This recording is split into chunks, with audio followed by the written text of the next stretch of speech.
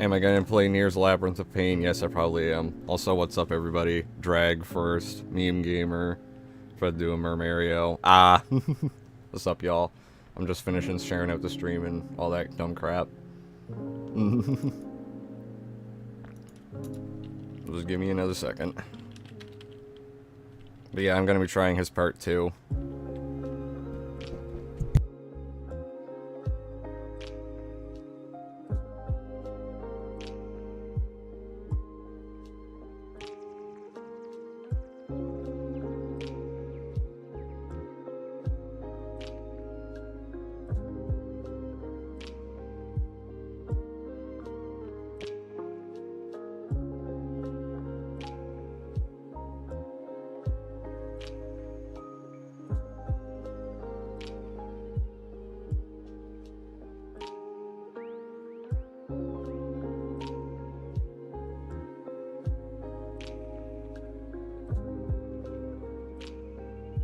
If an escaped Tama takes a hostage, does the prisoner become the warden? Wow, what the fuck you're asking?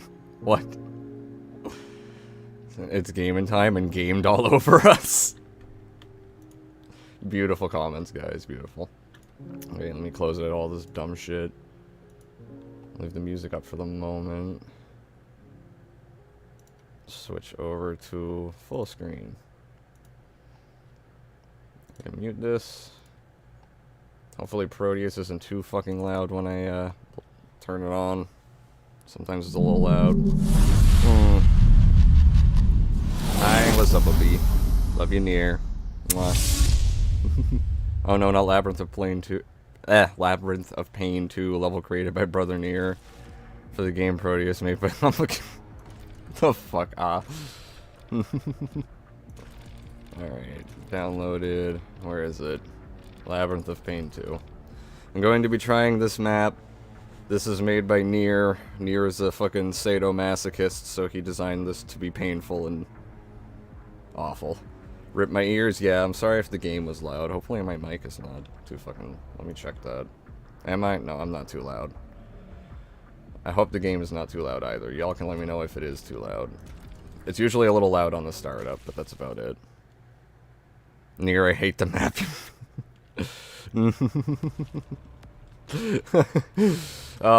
Mario, if you hate the first one, you're gonna love this one. This map was made by Nier, and it is painful, but I love it. It's a fun map. I've still yet to beat it. I've gotten just before the final arena, and I died. Let's see if I remember to grab the secrets on my own, too, Nier. Because I am retard.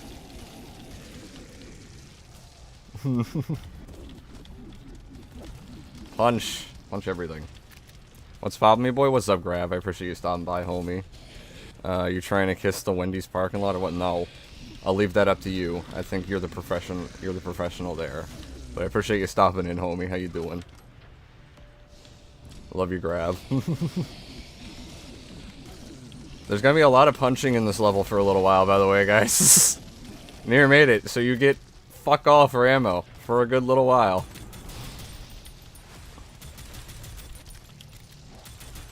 And back to punch.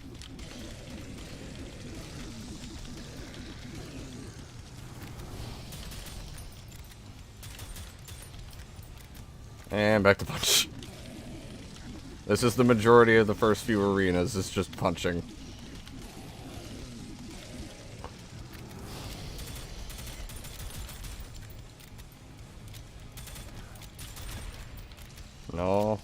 Don't hit me. Fuck you. Okay. Alright. Back to punches. I would kiss Psycho in the Wendy's parking lot. Ayo.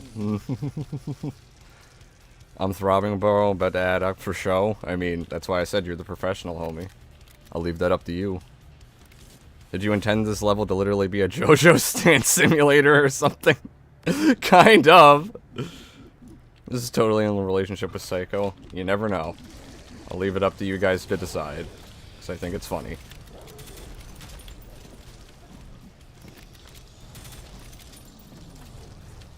Ah, fuck.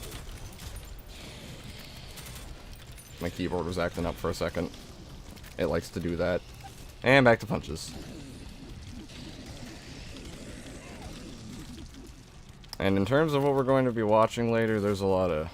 Oh boy, dumb shit. I didn't get hit that time, thank fuck. Okay, they are dead. Grab ammo.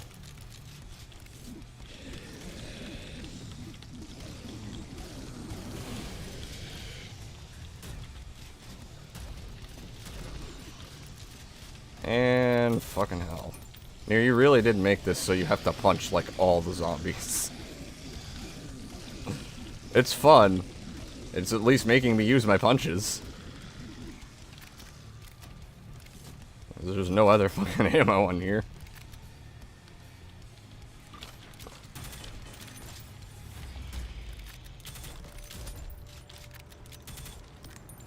Okay. That's not what I wanted. And I'm getting hit.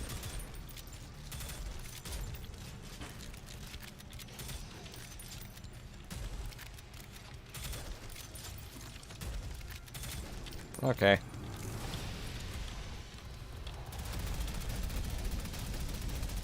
I'll catch up on chat in a second here, guys. I just want to get through this arena. Because then I'll have a second.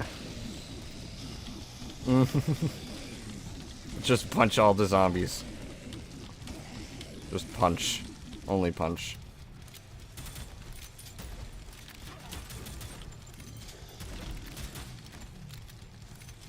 Alright. Go back and grab the health. We'll be on our way to the actual first skill check of the level. Watch Connor Shaw because I love to see Pepe the drug frog suffer. Well, he is on the docket, believe it or not. Drag, don't worry. I'm already ahead of you there. There's so much punching there really is. So I do this thing with my friend in Fallout 4 where he picks my mods and I have to complete a full playthrough with those mods installed. It's usually really random. But that does sound random. That could be a fun thing to do. I don't know if I'd do that for a full playthrough, but it'd be really fun to do for like a gimmick thing. That sounds entertaining. Just make someone suffer with a bunch of random mods. That could be really funny.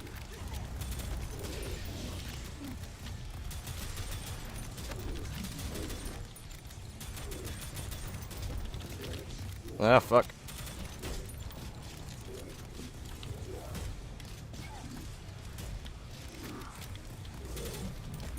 Please die.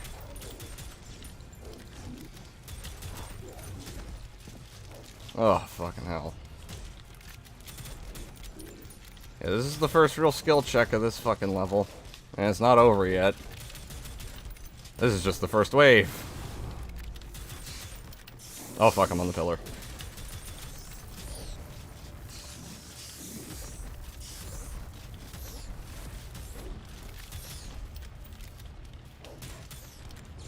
Alright. Now the real fun begins.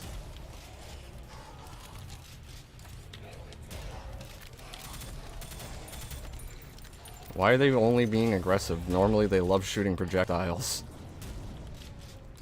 Normally they are assholes with projectiles. There we go.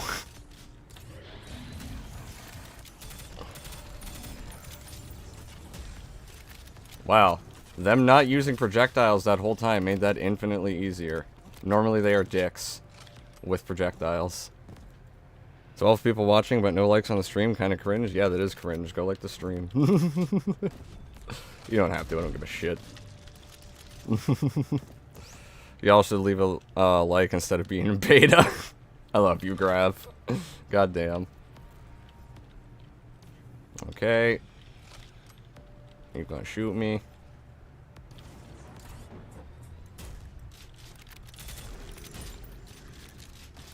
And secrets time.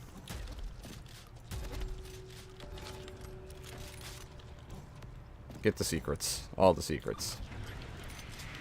Oh, that's right, the skullfish. Fuck. I forgot about them.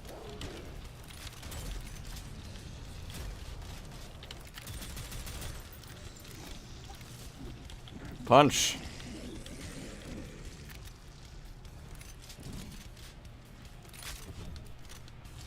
Alright. Skill check number 2. There, take my like. You happy now? Yes. You guys don't have to like the stream. I was just going with the bit from Grab. When you're trying to run up Halo CE on stream co-op, we should do that sometime, homeboy. I know Nier hates Halo, though. He's gonna have to sit through me playing Halo. Sorry, babe. But we should do that sometime, Grav. That sounds fun. Jesus fucking Christ. I hate you. I hate you both. I hate you both so much. Ugh. Oh, my rocket has no more ammo.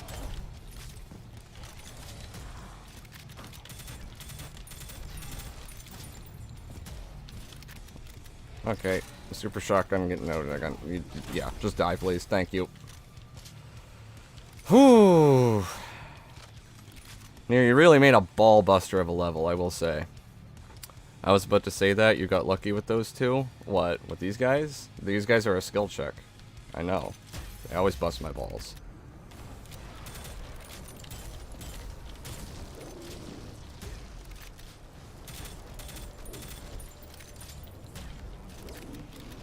Want to, like, die? Thank you. Okay, and we have, like, no ammo. Awesome.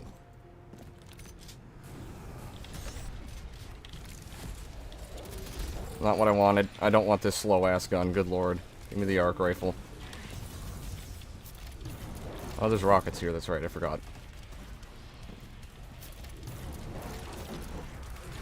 Oh, fucking hell.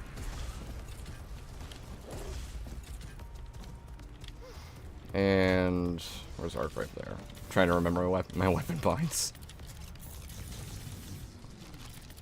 Okay, next secret. This one's fun to get.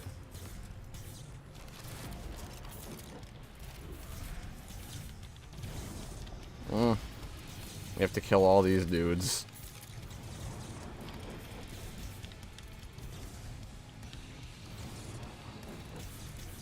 But it is worth it.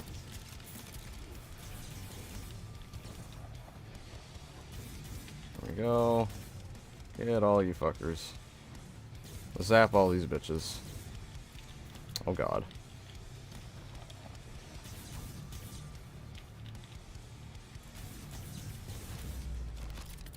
One more. There we go. Secret. You get the plexus. I think that's what it's called. It's a really good weapon, though. And I'm going to need it. Because I have no fucking ammo for anything. Okay, good. I got the Juggernaut. I can punch them now. Jesus Christ. I encourage anybody who has this game to try Nier's level. Because it is a fucking ball buster. To say the goddamn least. You can do it, baby. I hope I can at least get to the last arena. I want to see it. Why does the second map say it was made by Ellie Madness, but the first one says it was made by Brother... What? The first one to me says it's made by Ellie Madness as well. So I don't know what you're on about. I have no idea.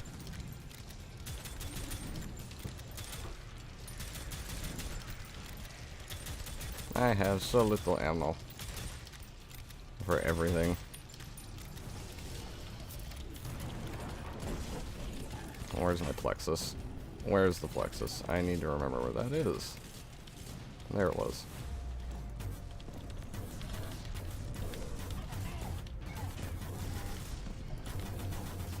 Please die. Thank you.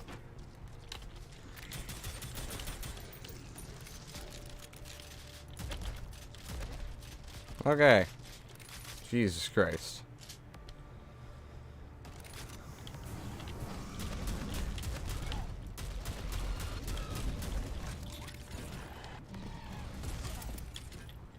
And he's dead. And I'm about to be. Yup. Fuck. Rip. I love the last arena. I changed my Prodeus ID to Brother Neo, so I don't know. Yeah. Fucking rip. I died to the crawlers. Goddamn.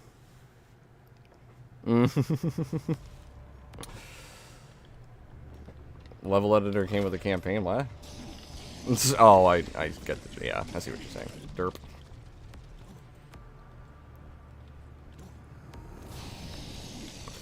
Give this another try. You're not supposed to hit me, little shits. Fuck you.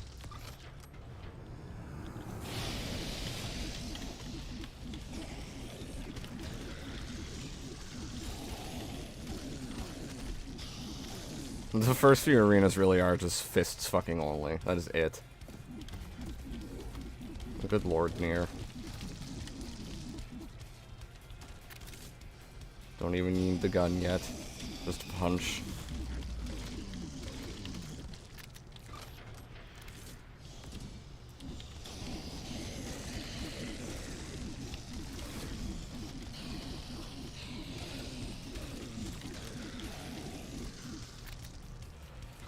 Okay.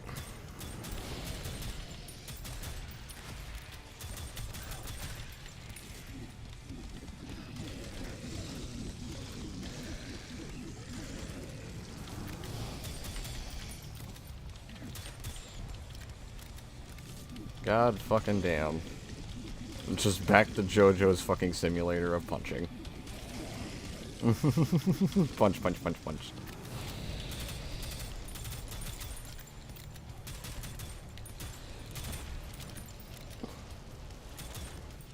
Ow, you bitch. Oh, you're still alive. Awesome. No, you're not. And I don't want to waste my ammo, please.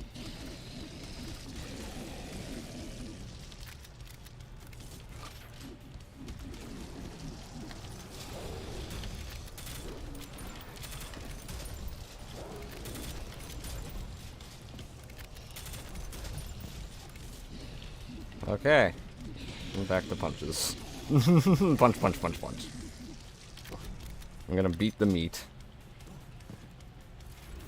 Run, please. God. Okay, I didn't get shot. Well, what the fuck was I aiming at there?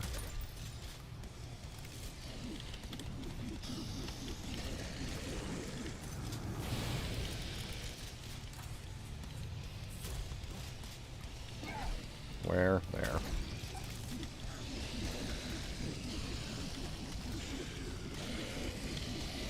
It's just back to fucking punching zombies. Oh, thank the fuck. Okay. I need to grab this ammo. Fucking hell. Let me read chat. I want to see at least see the final arena. You don't have to beat it. Yeah, I'd like to try and get there too. I'm doing this attempt. 10 out of 10. It really makes you feel like Starflat. What the fuck? Rest in Paris, yeah. Yo, Psyche, I made my cyber grind so that it can play 2 different albums from Arcspire. That's pretty dope. And fucking Ultra Kill's really got a lot you can do with it. I can't wait for it to have its level editor. See what you do with it.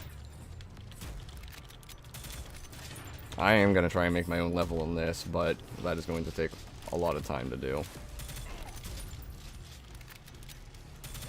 A lot of free time that I don't have at the moment. I love how they've all hit me. They, like, all hit me. Thank you. Punch.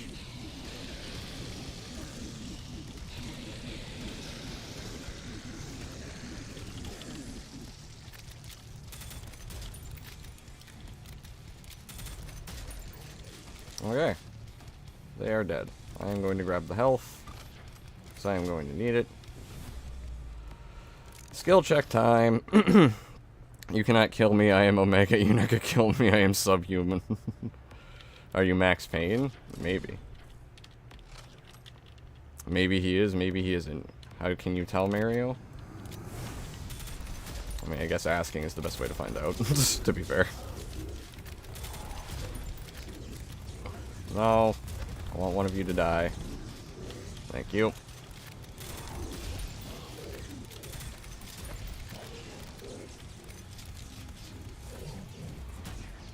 Just remember, guys. Just keep this in mind. I want y'all to keep this in mind while I'm playing this game. The alt fire on this shotgun is incendiary. It lights them on fire. I just want y'all to keep that in mind for when we get into videos later, okay? It's really funny. Fuck. They are really good at predicting your pathing. They've got fucking aimbot, bro. I swear to fuck. And this is just medium difficulty, too.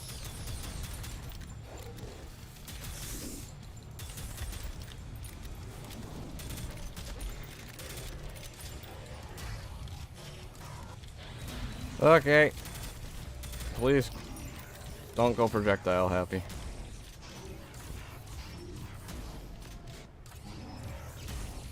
Oh, fuck.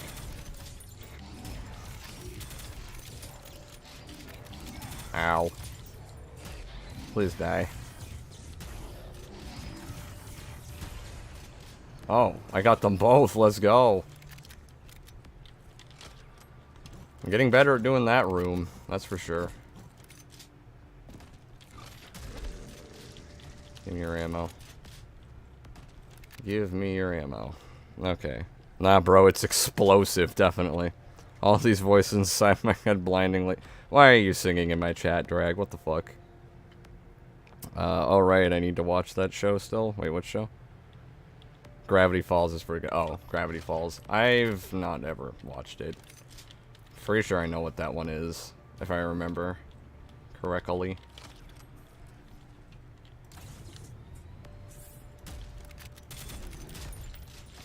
Okay. Get the arc rifle. Shoot you. Hit you. Remember the skullfish this time.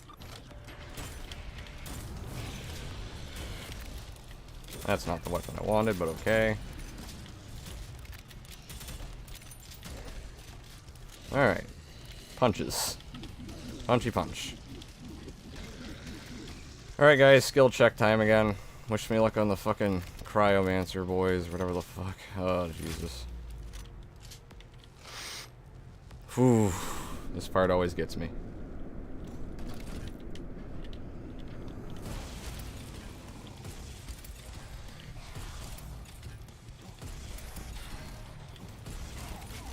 Fuck. Fuck. Fucking ow. Okay, please die. Oh god, okay, 5 health. Please die. Okay. Jesus. I lived. Barely.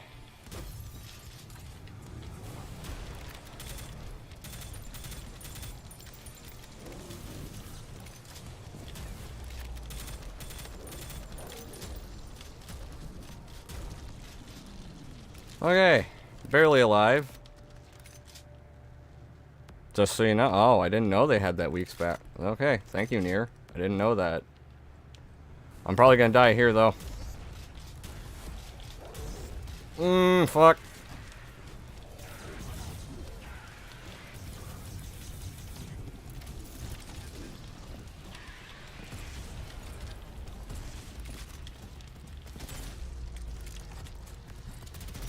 Oh, god damn it, I lived. Somehow. Fucking somehow. I lived. I don't know how. I really don't think I'm making it through on this run with 6 health right now. This is fucking terrifying.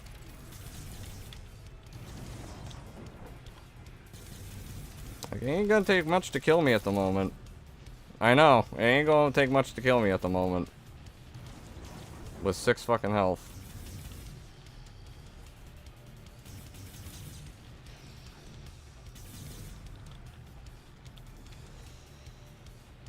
Hey, bro. Thanks for dying. You're still there. Hi. Okay. Hi. You can also fuck off and die. Okay. Last one? I think? Yes. Alright, I did it.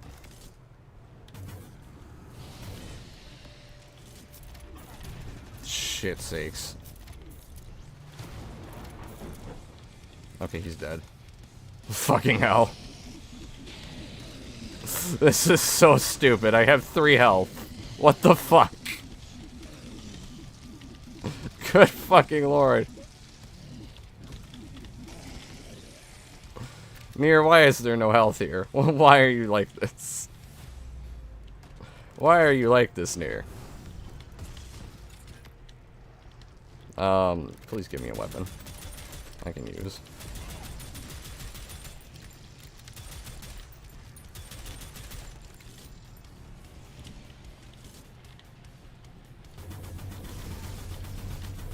Okay, he dead.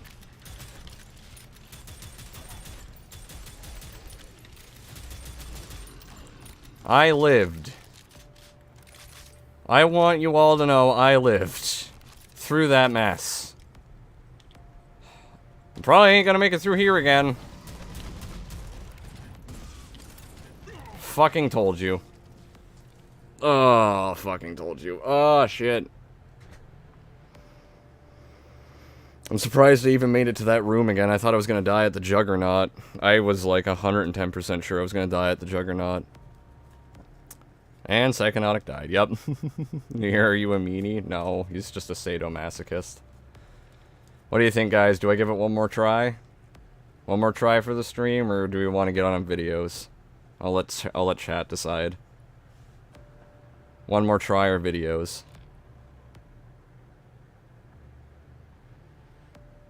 Nier wants. I know you want me to try again, Nier. Do one more try. Yes, one more. Alright, I guess I'll do one more try, guys.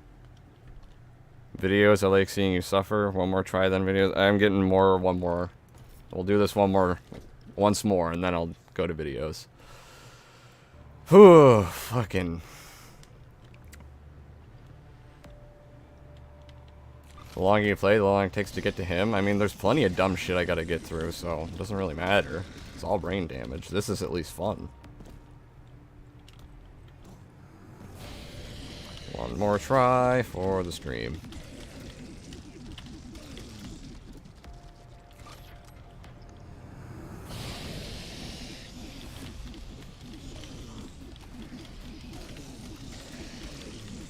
Punchy punch punch. Punch! All the punch.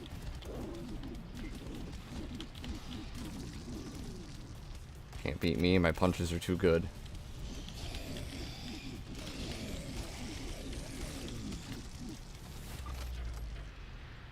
Grab the armor, that's right. And then punch. Oh, he hit me, you little slut. Glad I had the armor then.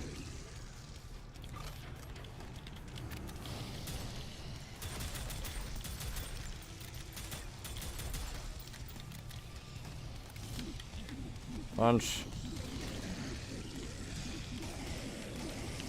It's so funny. Just fucking... Jesus, you punch so fast. Just, nah.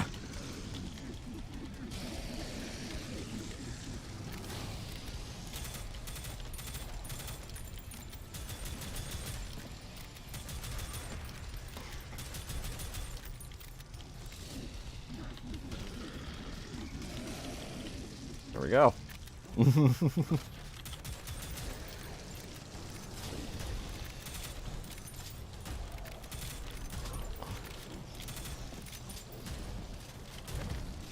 And die. Thank you.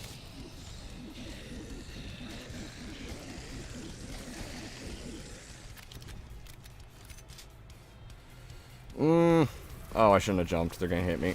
Yup.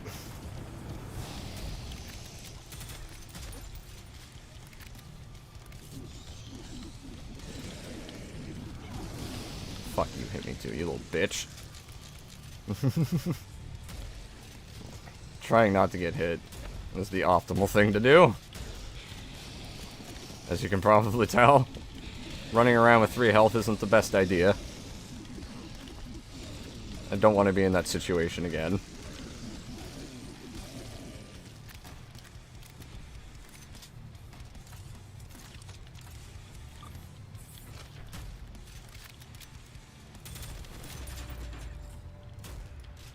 How do you miss?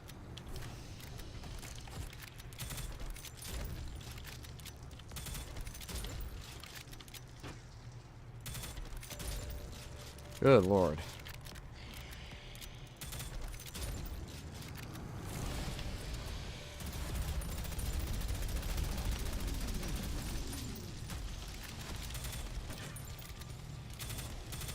And back to punches. Punchy punch.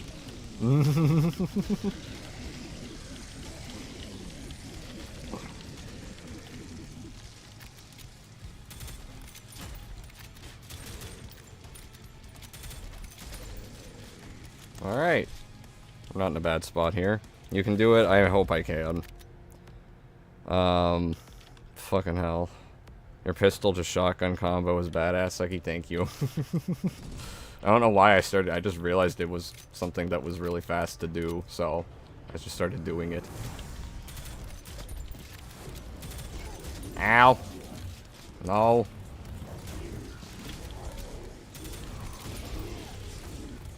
Ow. Oh, I am getting hit far too much. Yeah, I gotta get rid of one of you. You were definitely not helping the problem. I got hit way too much there.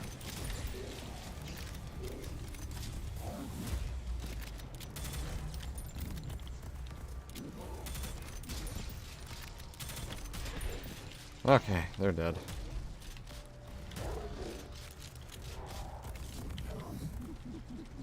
Save my ammo, and you hit me, you fuck. This is not gonna go well.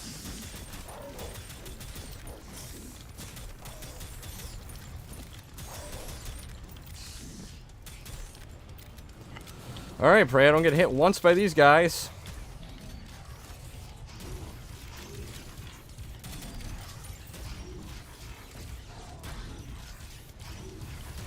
Oh, for fuck's sake. I missed. I got hit. Ah! That's what I meant. What is Psychonautic's favorite song?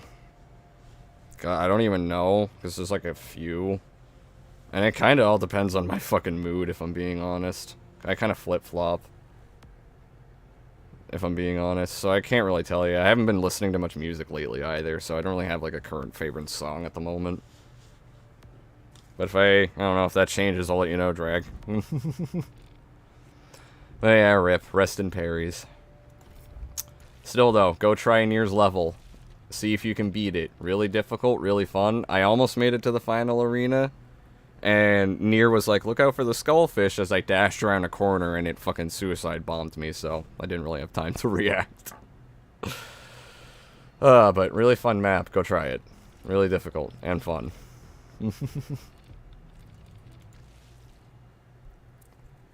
And now we have to watch them. Yes, now we have to watch them. So, who do you want to start with out of these 3?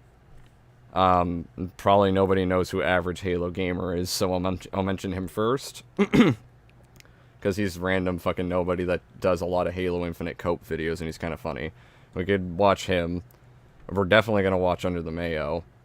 So, do you want to start with them or Under the Mayo? And then we're going to go to Connor Shaw, because they have a short video. We're not starting with Connor Shaw.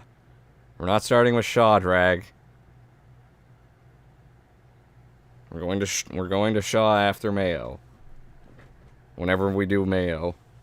Well, if we do Mayo first, then it's after Average Halo Gamer. But we're going to Shaw after them. Congrats on 840. Thanks, Golden Apples. I appreciate it, homie. It's crazy how much the channel's been fucking growing. Mayo. Alright, we'll start with Mayo. I'm not starting with Connor Shaw. I refuse.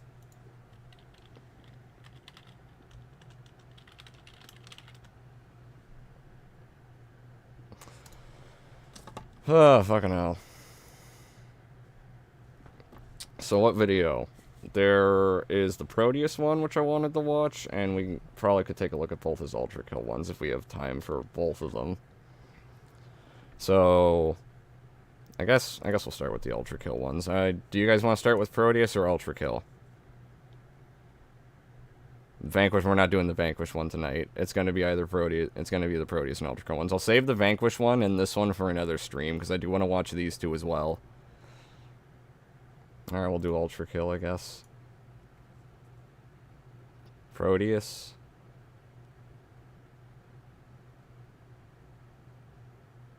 Prodeus. I'm giving chat a second to catch up. You want Ultra Kill, Prodeus? I guess we'll do Prodeus then. And Prodeus? Okay, we'll do Prodeus. We'll at least take a look at his second Ultra Kill video. Well, at least take a look at, because, well, we might have time for both, because that's only like 20 minutes. So we'll probably have time for both, because it's still early. Yeah, we got plenty of time to watch shit. I don't know why I'm fretting so much. Is finally out. I need to check the fucking audio on that. Did a video on it. And I also need to switch over the fucking screen. 2 years ago when it was in early access. If you saw that video, you're gonna hear a lot of what I said again. It's still... Alright, so, this is a lovely video. Prodeus is finally out. I did a video on it 2 years ago when it was in early access. If you saw that video, you're gonna hear a lot of what I said again. It's still the same Prodeus that it was 2 years ago, but with improvements, a lot more levels, better balancing, and one of its best features continues to be the community maps, and you can play everything in 2 to 4 player co-op with enemy HP modifiers. I played a little co-op and it was perfect, no delay, no disconnections. One of my issues with Prodeus in early access was... Which, I will give him that, like, the co-op and the multiplayer in this, the functionality of that is really, really good, so I will say that. He does praise the game, for, like, there's been no connection issues in this game, so I'm glad he brought it up, is what I'm trying to say. Who are you? I am random commentary channel number 879,442. I don't fucking know. My name's Psychonaut Therapy. Why are you asking? The name's right there. But I appreciate you stopping by, homie, either way. The level variety. The maps themselves are well designed in terms of combat areas, exploration for secrets, and a general intuitive nature of design that keeps you moving forward without explicitly telling you where to go with objective markers. And they do look good in the art style, but levels started to feel the same as they use a lot of the same colors. After 7 or 8 maps of brown and gray bases with neon accents, the game started to lose me a bit. Thankfully, as the game goes on, I don't know, the environments haven't lost me at all. I don't know what his criticisms here really are about it all. Because I've never got bored of the environments or the level design, and I'm like halfway through the game, like the actual campaign, so... New chapters, more level variety starts to appear. Castle-like environments, some spaces that feel like Quake 3 arenas. I was blown away by the look of the outside level in the rain. The alien worlds where the rooms shift around as you progress were exciting. There's a few ice levels. It's nice to see Prodeus Did I miss it where he talks about the castles? I did. Blown away by the look of the outside level in the rain. The alien worlds where the rooms shift around as you progress were exciting. I don't know if I did or not, but he talks about the fucking castles. I'm retard. I was reading chat. Spaces that... Yeah, right here, he talks about the fucking castles. I wanted to bring this up because he fucking... he doesn't say anything negative here, but he bitched in Elden Ring about the fucking castles. So I don't know why. Like, what the fuck? But yeah, I was reading a Meme Mistakes message, that's why I missed it. He's the greatest foe of legendary rapper MC Nemesis. I feel like Quake 3 arenas. I was blown away by the look of the outside level in the rain. The alien worlds where the rooms shift around as you progress were exciting. There's a few ice levels. It's nice to see Prodeus find some more confidence in his art style as it goes on.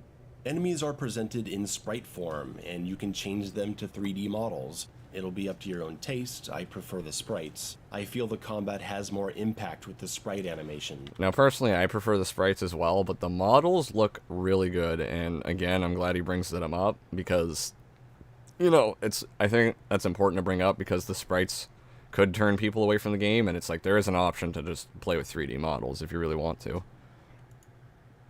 And the really fluid-looking movement of the models was distracting to me. Speaking of distracting, make sure you turn on minimal HUD to get that visor effect off the screen.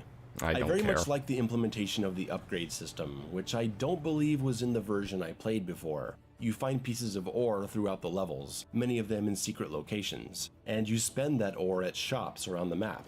The first 2 weapons you'll unlock are the quad-barrel super shotgun and the plasma rifle, both costing 15 ore. I know it's Okay, so pay attention to this. tempting to go super shotgun right away, but trust me, you'll want that plasma rifle just because of it being a separate ammo requirement. You'll have more breathing room regarding your resources in those big fights, since plasma ammo is liberally scattered throughout the early levels. I just love that he recommends the plasma rifle so early. Like, you don't start with it, but it is one of the first weapons you can buy, and he recommends buying it first. Because the plasma rifle, it's kind of like the jack of all trades in this game. It's really good at everything. It's got a large magazine, rapid fire, it can hold up to 300 ammo, it has a secondary alt fire that has like a tracking thing, so it tracks your regular like rapid fire shots. It's just an all around fucking probably the most useful weapon in the game to the player. So I just find it kinda ironic that he recommends getting it so early, and he praises it here, because he's about to say it's his favorite weapon in the game. And I kind of agree with everything he has to say about it, but it seems a bit contradictory to what he's talked about with Ultra Kill's pistol, not encouraging, like, weapon variety and stuff. I could kind of say the same thing about this weapon in this game, because it's so bustedly powerful. I'm not trying to paint it in a bad way, but I'm just... He said the exact opposite about this plasma rifle that I thought he was going to. Mayo when he sees a castle, exactly. Fucking hell. Doing weapon unlocks this way is great because it incentivizes secret hunting, which is fun, and it incentivizes the optional challenge maps. First stream, and the first thing I see is under the Mayo's Prodeus review being reviewed, yeah. I have a tendency to talk about Mayo a lot on my streams, to be fair. Challenges like complete a run of this map shooting targets with only the rocket launcher in under 1 minute and 10 seconds, and you'll get 3 pieces of ore. Players are going to want those weapon unlock points, and they'll be learning weapon strategy as they do it. Again, slow clap. Take some fucking notes on how to design in-game challenges. The PTSD I got when I watched this the first fucking time, because keep in mind, guys, Sifu is still his game of the year. Fucking hell. Oh yeah, I meant to say thanks for stopping by for your first stream, by the way, Ghostly AI. I appreciate it, homie. But yeah, I have a tendency to cover a lot of Mayo brain damage. Sifu is still his game of the fucking year, dude. I know. That's so stupid. The difficulty of Prodeus is alright. It's hard to evaluate just how hard it is due to the checkpoint system, and we'll get to that later. A lot of your deaths are probably going to come from being surprised by kamikaze drones, and some of you are going to get a bit irritated by that. On the highest difficulty, a lot of the game is still pretty easy, but as it goes on, you're going to find more and more challenging areas and enemy types. The final battle is very challenging, and one of the best arena fights I've played in any FPS this year. When Prodeus is firing on all cylinders, I'm happy. The action and gore still impress, there's so much carnage. The new levels are at times gorgeous, the music is great, and the weapons are satisfying as fuck. I don't recall the plasma rifle being able to tag surfaces in the early access build that I played. I remember you could tag enemies, but I'm seeing that you can tag walls or floors and then curve the plasma arc to hit enemies in its path. That is awesome. It's my favorite weapon in the game. Not all I agree with like pretty much everything he says there with like the weapons and all that shit. This is probably on the tamer side of an Under the Mayo review, but there are a few good things about it. Oh my god, a bot? Oh, I got my first bot in my chat. Holy shit. That's hilarious. Okay, alright. Hide user from channel.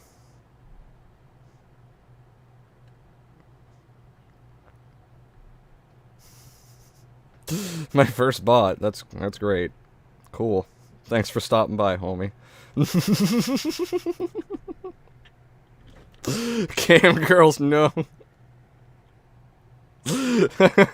Yeah, that's my first bot. I was waiting for that to happen. Bound to happen eventually. Weapons hit the mark, though. The base shotgun still feels kinda unsatisfying, which is a detriment to the game's first few levels since they are heavily focused on shotgun use. The alternative fire still feels kinda meh, and once the super shotgun comes... Disagree. The alt fire on this shotgun is actually still pretty useful, and especially because it does damage over time. If you land the shot on them, it does incendiary damage, so it's burning them over time. That's more extra damage on top of what you did with the initial shot. So I disagree heavily. The alt fire on the base shotgun is actually very useful. Comes into play, the base shotgun might as well be discarded altogether. And the grenade launcher, while having a cool sticky bomb function, just tends to be outshined by the rocket launcher and its remote detonation ability. Now, I heavily disagree with this too. I think the grenade launcher is just as useful as the rocket launcher. And to be fair to Mayo, he put a tweet out, like he tweeted something out after this review, like admitting he was kind of wrong at first about the grenade launcher and saying that it actually is pretty useful and fun to use. So, you know, rare moment where Mayo actually takes the L and admits he's wrong on something, guys, because he actually went back on what he says about the grenade launcher here.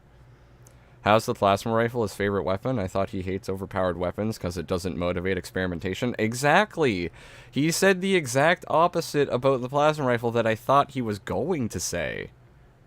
No, I'm not saying I disagree with what he said about the plasma rifle, but he said the opposite of what I thought he was going to. Since these two weapons share the same ammo type, I personally feel the grenade launcher ends up being a bit redundant and easy to forget about. There's probably something I'm overlooking in the grenade launcher. You're welcome to tell me about it in the comments. Though I will say... Again, he went back on what he said there, thankfully. Under the Mayo must have dementia. I don't think he has dementia. I think he's just fucking dumb. Like, he's just illiterate and oblivious. In the final battle, when I was surrounded most of the time, being able to shoot 6 grenades one after another instead of shooting one rocket and then reloading was very useful. Sadly, there's just not many other moments like this. The Chaos Caster is really unsatisfying to use. It's a demonic melting... Again, this is more of like a weapon that does damage over time, and its charge shot actually does do some pretty useful shit. I found some use in this, especially in Nier's first custom level. In the end fight, it's really useful. Bubble launcher, less satisfying than the Unreal Tournament bio rifle, and that's saying something. The chain gun is an... It's not so much... I feel like it's, again, one of those, like, damage over time kind of things. Absolute beast. My second favorite gun in the game. It feels so good to mow down groups of enemies or back away and take down a large monster. I found it to be very useful against the large floating guys that constantly spawn drones at you, so you can eliminate the drones and get good consistent damage on the spawner. But outside of that, you're gonna have to be really careful how you integrate the chain gun into the more chaotic moments. If you're playing this game on the highest difficulty, the drastic degree to which the gun slows your movement is gonna make it hard to use in arena fights. It does, but that's not a bad thing. It's just another thing to consider with the gun. Which I don't think he's trying to say it's a bad thing, though, to be fair. You can die in just 2 hits sometimes. Top 1 moments where Mayo takes the L. Number 1 will shock you. That's actually pretty fucking funny. Would the universe exist without our minds, though? What?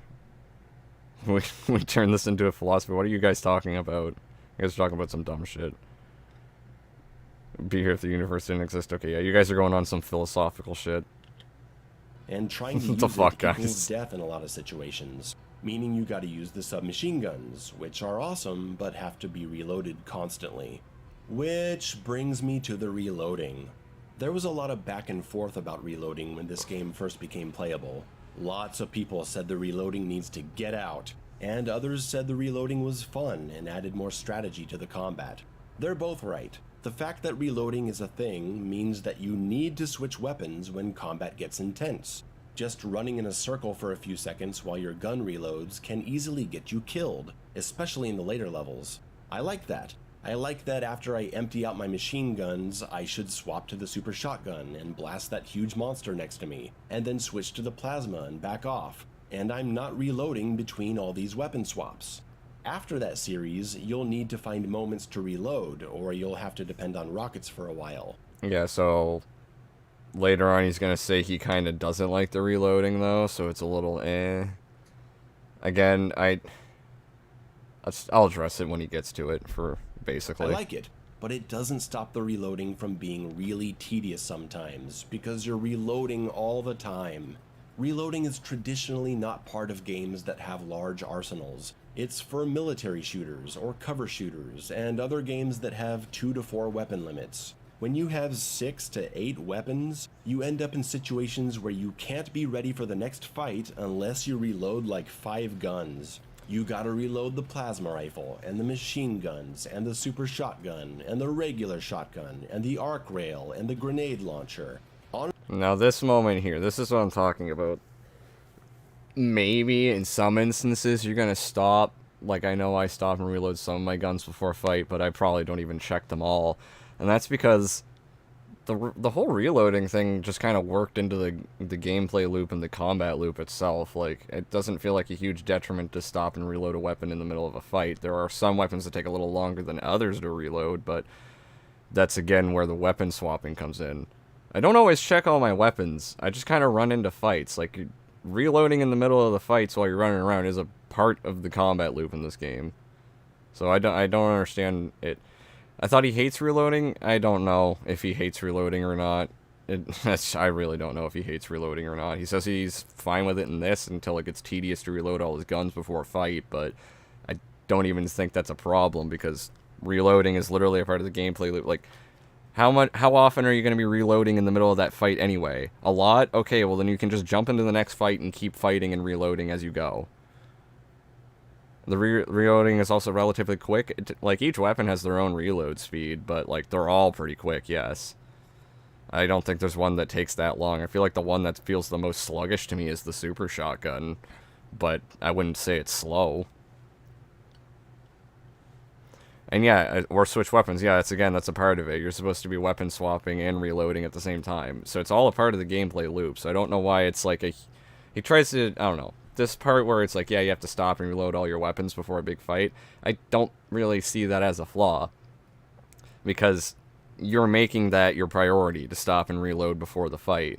Like, reload all your guns. You could just as easily reload like 2 or 3 of them as you're jumping into the fight, and then keep fighting and reload other weapons as you go, because you're going to be doing that anyway. That's a whole part of the combat loop. Like, you see what I'm saying? It's already going to be a part of the combat loop anyway, regardless of if he reloads now or not, so what's the fucking problem?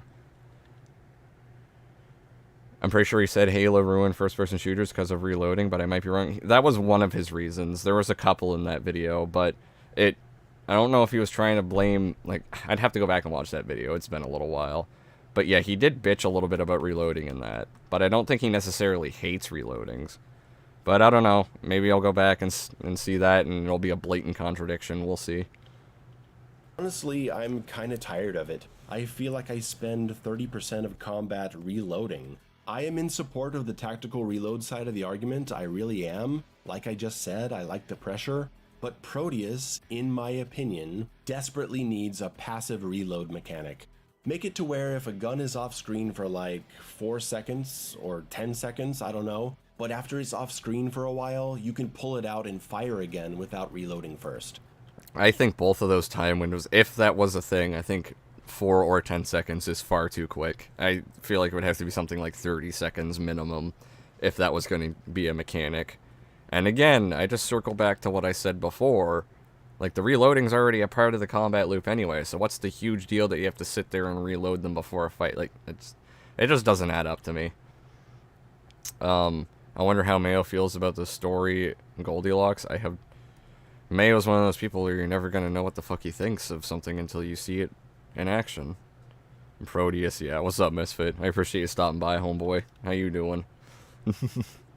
You'd get the same weapon swap incentives without the tedium of mass reloading moments after or even during fights. Then everyone is happy. You want to use a gun a lot? Reload it. You want to cycle through your weapons? Skip the reload. 2 ways to play. Yeah, again, I don't fully agree with this. I don't think it's a terrible idea, but I don't think it's a great one either. And doesn't really affect the combat loop that much, having to reload in the middle of the fights anyway. So I don't know why he's making it a big deal that you have to reload after or before fights. Which, yeah, I circle back to what I said already. It's a part of the combat loop. You'll be doing it anyway. What's the big deal? What kind of mechanic is that, Mayo? Am I dumb? That mechanic just sounds so stupid. I don't think it sounds awful, but I don't think it sounds great either. Like, if it was going to be a thing, it would probably be like 30 fucking seconds, right? Of a weapon being off screen. And then it would reload in your backpack, which with a arsenal of like 12 weapons, I might be able to see that, but Prodeus wasn't designed around that, so it's just another Mayo moment where he's trying to suggest the game be something else that it isn't. Moving on. Ammo management is pretty solid in Prodeus. Sometimes you feel flushed with ammo and you can use whatever you want, but there are definitely times where I ran out of machine gun rounds, or shotgun shells, or chaos rounds, and I had to rely on other weapons. Higher tier enemies later in the game can't be one-shot with the arc rail, so ammo for that starts to get low. Enemies get shields, so you're using more resources to kill them. It's hard to just run away shotgun over and over when you're surrounded by enemies that kill you this quickly. And under the immense pressure that some rooms can provide, certain enemy types end up pushing certain weapons, as you need to act quickly. You'll pull out the arc rail to insta-kill a far-off sniper as you empty your 4-barrel super shotgun into a giant beast in front of you, and then tag that elite enemy with the plasma and take cover. Prodeus has a pretty decent mix of weapon utility, resource management, and reloading to get you into the fun zone from time to time. I've been playing Prodeus a lot these days, mostly on stream, because I've needed some downtime playing something a little more simple than the high adrenaline shooters I've been covering lately. Prodeus fills that role well. It's a good game to play while streaming and chatting, because I can kind of be half present in the game and still be making good progress. Okay, I don't understand what this whole fucking point is about, Mayo. Do people still play Among Us? I've never played it. I've never played it once, so I don't fucking know. Here and there's a challenging fight where I need to pay attention and play well, or I get... What are you doing? I just noticed that in his B-roll. Hang on. What? Progress. Here and there's a challenging fight where I need to pay attention and play well. He's just shooting the fucking floor. Or I get my ass kicked. He just why did he hold down the weapon the whole time? Let go of the trigger. Here and there's a challenging fight where I need to pay attention and play well, or I get my... Like, for this whole 3-second period, just let go of the trigger, bro. Ass kicked. And that's the kind of balance I'm looking for at the moment. But what I said isn't really true. The part about paying attention and playing well to get through a challenging fight.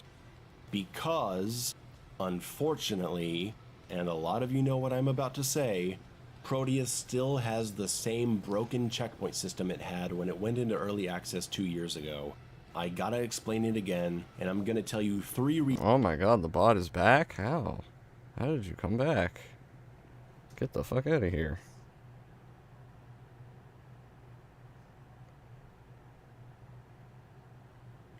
Go away. Fucking hell. How are you here? Die. Die in a fire. It's a bot, Fred Doomer. They show up in streams sometimes. It fucking happens. They're gay. I don't know. I see them appear a lot in other people's chats. I haven't seen them pop up in mine until today. This is my first bot. Cam girls, no. Potato aim, bruh. Yeah, it's fucking shit. Bots will be pretty frequent. I guess fucking so. Oh, as long as I can remove them, I don't give a shit. Reasons why this checkpoint system sucks and flat out ruins significant parts of this game. When you hit a checkpoint in Prodeus... Now, the checkpoint system does suck. Does it ruin the game? I wouldn't say so. But Mayo does have quite a few valid points about it here. A nexus point, you activate an area that you'll respond to when you die. Obviously, that's how checkpoints work. But Prodeus remembers all the enemies you've killed, and has them remain dead. So it's not really a checkpoint at all. As someone in my Twitch chat brilliantly put it, it's like your weapons are teleported to a fresh new body, and the fight continues. If you walk into a room with 20 enemies, and you kill 17 of them and you die, you respawn at the nexus point. And then you just have to kill the last 3. And there's just nothing satisfying about it. In the more difficult fights, where you die several times, it starts to feel like you're just beating your head against the wall until you clear the room, instead of actually winning the fight. And I know I speak for a lot of people when I say that if I walk into a fight, I want to win the fight. I want to prove that I can do it. And Prodeus gives you no way to start the fight over and show that you can make it through. You'd have to restart the entire level and work your way all the way back just to get another chance. Which, I mean, to be fair, that also does sound pretty fun. Deathless runs. Like, this game really... I mean, you saw Nier's level. That is a rogue-like level. It's just a deathless run, or you're not getting through. And I like that about this game. It's actually really fun. Bots can suck a cucumber and choke on it, yeah. There is no punishment for death. In fact, it feels more like you're rewarded because you get to respawn at full health that you can carry into the next area after you clean up the remaining enemies. There were so many moments where I was having fun trying to survive a difficult fight only to die and say, well, I guess the fun is over now. Oh well. And the next several minutes of gameplay left me feeling really soured on the game. I know I get a... Wait, does he complain about having to re-kill Elden Ring enemies, but say these not respawning enemies sucks? Am I misreading?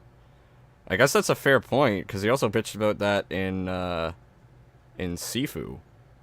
Because the enemies would fucking, you know, it's a roguelike, enemies would come back, you have to, like, restart or whatever. That's actually a really fair point. He's kind of bitching about the exact opposite now. Oh, Mayo, no.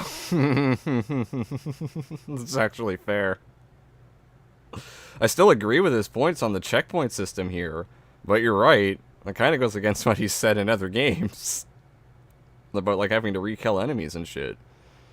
That's a very good point. A lot of crap for supposedly stating my opinion as fact, but I'm just gonna straight up say this is an awful design decision. This checkpoint system robs you of any sense of satisfaction the high combat moments could offer. It deflates the entire experience several times in each level if you die at all during the action. That's the first problem. The second problem, and this is all stuff I pointed out 2 years ago, is that since the checkpoints remember all the enemies you've killed, you can regularly find yourself respawning back like 8 rooms ago and having to run through a bunch of empty spaces doing nothing just to get back to the room you died in and kill the last few guys effortlessly. And I just gotta ask, what is the point? What is supposed to be fun about this? Problem number 3 ties back to reloading. Respawning at a nexus point after dying in combat. Okay, this point I don't really think... I think this is just... Again, reloading's already a thing in the game. I don't understand this point at all. This one doesn't really bother me with, like, the current checkpoint system set up. Everything else with the checkpoint system, yeah. And if it had a regular checkpoint system, like an actual regular shooter checkpoint system, you would just respawn at the actual checkpoint, whatever state you were in at that point. Like, if I'm reading it like Halo or old school shooters or shit, but here it just respawns you at full health pretty much, but in the same state you were in, if that makes sense. Like, none of your weapons are reloaded or anything, but again, I don't really understand what his issue is to begin with the reloading, so that's why I'm saying I don't get this point. All the other things about respawning, though, yeah. I'm telling you, Mayo has dementia. He probably does. Between the Miracle Whip guys, he's just... I want more dumb names like that. I don't want to call him Mayo anymore. I want to call him Between the Miracle Whip. By the way, blue is better than red. Fight me. I mean, blue is my favorite color too, Fred Doomer, to be fair. So what you're saying is even Mayo makes a good point. It all gets ruined because of a past thing he said. Oh, yeah. It still comes back to bite him in the ass, even when he makes good points. God damn it, Mayo. That doesn't reset your weapons. So if you use, say, 4 weapons that all need to be reloaded, when you respawn, you have to reload all of them. You could die in the middle of a really tough fight that has a nexus point in it, respawn right there in the middle, and be stuck reloading before you can do anything. It's so bad. The checkpoint system is by far the biggest issue with Prodeus, and if I scored games on a 10-point system, this aspect alone would have me deducting 1.5 points at minimum. At least if there was a lives system, there would be some decent pressure to play well and not just give up and mindlessly bully your way through the harder fights. Because why not? The only thing that dying affects is your end of level score. And I mean, sure, that is something. It's better than nothing. If you care about your place. Style meter, by the way, guys. Style meter. Over the relish. I really like Between the Miracle Whip. That's what I'm going to keep calling him. I mean, sure, that is something. It's better than nothing. If you care about your place on the leaderboard, it'll do something for you. Other than that, the points are entirely arbitrary. I'm not saying that point systems need to be more than just something to shoot for on a personal satisfaction level or leaderboards in every game, but with a death and resurrection system this busted and unsatisfying, a point system that affects gameplay in some way would at least make some difference. How do you make point systems affect gameplay? I'll give 2 examples. 1. Dying less increases your points, and reaching different point levels unlocks upgrade points to increase magazine. I mean, dying less does give you more points. That you quite literally said that more deaths affects your score, so. Huh? It's like wording what you said earlier just differently. Pretty sad that he's a constant loop of being a dumbass, yeah. In between the cum. Ew. What the fuck, Fred Tuber? Magazine capacity for each weapon, or max health for your character. 2. Dying less increases your points, and reaching different point levels gives you a one-time use super attack that insta-kills everyone in the room, and you can only hold one of these attacks at any time. I don't really think you need a super attack. I understand what he's going for here, though. I don't... Like, he's just offering random suggestions. Not that I think they're good, though. Doesn't the new ore system also relate to the secrets in the endgame score system? Yeah, it does. I'm pretty sure it does. Because all that stuff counts as secrets, and there's a little percent thing on, like, how many secrets you found. Me when Miracle Whip says arbitrary. Under the cum sock. That's fucking disgusting. My fuck. Those are just 2 ideas. There's all kinds of ways you can make a point system affect gameplay. Maybe points could grant extra lives. Regardless, even if you did have a point system with an in-game reward... He said points could grant extra lives. Why? With how much you just bitched about how the checkpoint system works, what are extra lives gonna do in this game? The Nexus point basically already operates like extra lives. You just respawn in a certain location instead of literally like the Doom Eternal route where you die and you just, you just reset where you were. Sup, boys? What's up, PlayStation Gamer? Appreciate you stopping by, homeboy. How you doing? Under the Go-Gurt. Above the cum chart. There's so many dumb names for him. Reward like that, or a live system, it still wouldn't fix the broken nature of the checkpoint system. Because if you die once, the fight is ruined. There's no option to replay the fight from the beginning. And look, it's not like I go into these fights knowing that I can bully through and just automatically play dumb. I already enjoy how Prodeus plays. I want to play good because of that. I am trying my best. It's a lot more fun to try to finish the fight without dying. I'm sweating over here, trying to kill every last enemy and pushing myself to play the best I can. But sometimes I get hit, or I get cornered, and I die. And suddenly 100% of the fun I was having has been sucked out, because I don't get to try again. All I can do is march my ass back into the room and kill what's left and move on. I can't express how badly this sucks. And again, I do actually kind of agree with that. But it does contradict things that he said about games like Sifu and Elden Ring, where he has to go and re-kill enemies again. This is a very contradictory statement, which, shout out to, I have to fucking find your name again, TF2 Blue Soldier, but for bringing that up, because I didn't even realize it at first. So, like, fucking hell. It's a really good point that this contradicts other shit that he said, but I do actually have to agree with him on the checkpoint systems in this game. Everything except the reloading. What's up, Alistair? I appreciate you hopping in, homie. How you doing? I'm doing good. We're watching Under the Mayo and shit. Between the Sperm. Under the Chris Chan orange soda. Wink to you if you get... I do. It's fucking disgusting.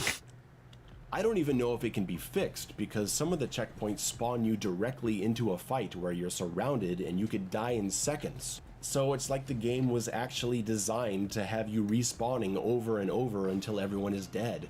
It's so bizarre, and I'll go to my grave wondering why they made it this way. It works alright for co-op, I guess. If you're on voice call with friends and screwing around as you bully through levels, being able to respawn and continue where you left off is fine, I guess. But you can still end up feeling like fights are trivialized by this system. The only time the checkpoint systems don't completely screw the combat is in the levels where you start off being presented with difficult fights. Levels where the first room or several rooms are difficult, and if you die before hitting a checkpoint, you have to restart the level. Those were some of the best parts of the game, because That's part of the reason why I actually really love Nier's levels, because there's no checkpoints. It's the whole roguelike thing. You have to play good the entire time, or you're fucked. What did Chris Chan do with the orange soda? If you don't know, I don't know if you want to know. I might tell you another time. You see, he's trying to play the victim now? Wait, who? Him? Mayo? What? Who's trying to play victim and how? What? I'm good, just got back from a party, and oh god, is that the guy who wrote those bad books? Chris Chan? No, Harmon Smith's the one that wrote terrible fucking books. I don't think Chris Chan's written any books that I know of. I hope fucking not. Or, well, I mean, he did the comic book things, if that's what you're talking about. You might be talking about his Sonic 2 comic book things. I didn't think about that. Mayo should team up with DSP and Wings for the ultimate lolcow team. I mean, Mayo is already on his way to becoming DSP. Mayo? How is Mayo playing the victim? Because I didn't really see it. I recycle my own semen. Yeah. Yeah. TPG said it. Yeah, the comics? Yeah. I didn't know if you were talking about that or Herman Smith's terrible novels. But yeah, Chris Chan's the one that wrote the shitty Sonic 2 comics. There was an actual consequence to dying. Earlier I said the final fight is really good, and it is, because there are no checkpoints. You have to survive, and that's it. Sadly, no other level offers this kind of excitement, because the checkpoint system makes it impossible to do so. Wow, I've been talking about this for a long time now, and there's nothing else left to say. There's so much I like about Prodeus. It did hold my attention until the very end, which is more than I can say for a lot of games. You may think I'm being too hard on it, but it's because of how much I like everything else. Such a massive flaw hurts so much more when it's a game you like. It's such a big problem that it takes Prodeus from being a great game that I recommend to everyone to just being somewhere between decent and good, and a recommendation that has to be made much more cautiously, because Mayo trying to recommend games that he likes is... There are so many games he loves that he's like, I don't know if I can recommend this, man. I don't fucking know. He did the same thing with Sifu. It's so fucking stupid. Holy shit. I remember a week ago somebody was getting their ass beat in the middle of the gym room where everybody could see them. What the fuck? Okay. It's wild. You can't unlearn that. Yeah, you really can't, TPG. Because it completely fails at an aspect of its design that is incredibly important to me, and that's overall player accountability on a first playthrough. So try Prodeus, or don't. Maybe the checkpoint thing won't bother you, but I have a feeling it'll bother a lot of you. If you do get it, I hope you have fun. Alright, so on the tamer side of a Mayo review, he does actually have some good points. He still struggles to recommend games that he likes, though. Oh, Mayo. Mayo. Okay. You guys want to watch his Ultra Kill review? You want to watch these two, or do you want to move on to Connor Shaw? You want to do Connor Shaw next, or you want to watch his Ultra Kill videos?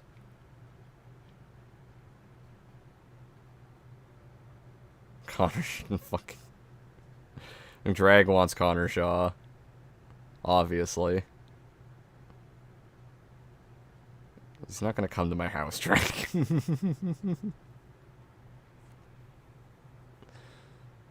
Anything with the Ultra Kill videos again?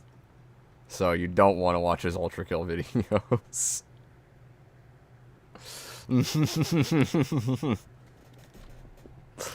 So, well, Drag's the only one saying fucking Connor Shaw. You don't want to watch Ultra Kill. You want to watch the Focus? I'm going to watch his other ones. I'm going to watch Vanquish and this one on another stream. I'm not doing them tonight. No clue who Connor Shaw is, but I'll vote for that. You sure? Fucking hell. Well, Drag wants Connor Shaw. You don't want Ultra Kill. He wants Connor Shaw. And you won't. There's only one person. Okay, well, I guess we're watching Connor Shaw then. Yeah, I am going to watch the other ones on another stream, though. So. I'm going to watch his Vanquish one and this one on another stream, but yeah. You really want me to watch fucking Connor Shaw now? Jesus Christ, oh fuck. Ooh, the gist of games. The gist of games. Here's the gist of...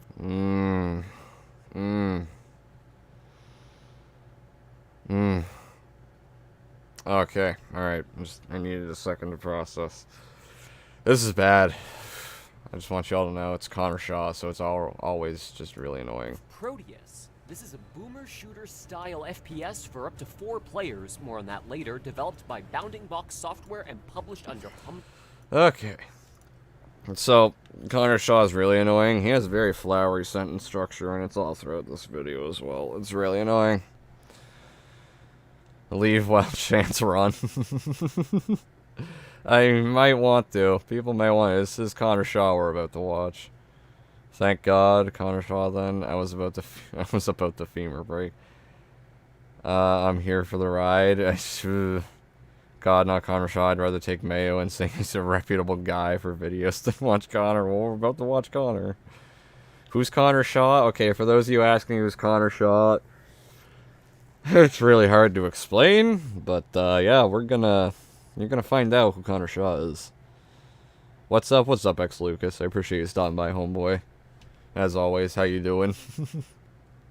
Fun fact, Connor Shaw has an OnlyFans. Have fun with that fact, everyone. That is a true fact. Connor Shaw has an OnlyFans. Here's the gist of Prodeus. This is a boomer shooter style FPS Which I for... don't think you see him in this video. He actually doesn't show his face in this video.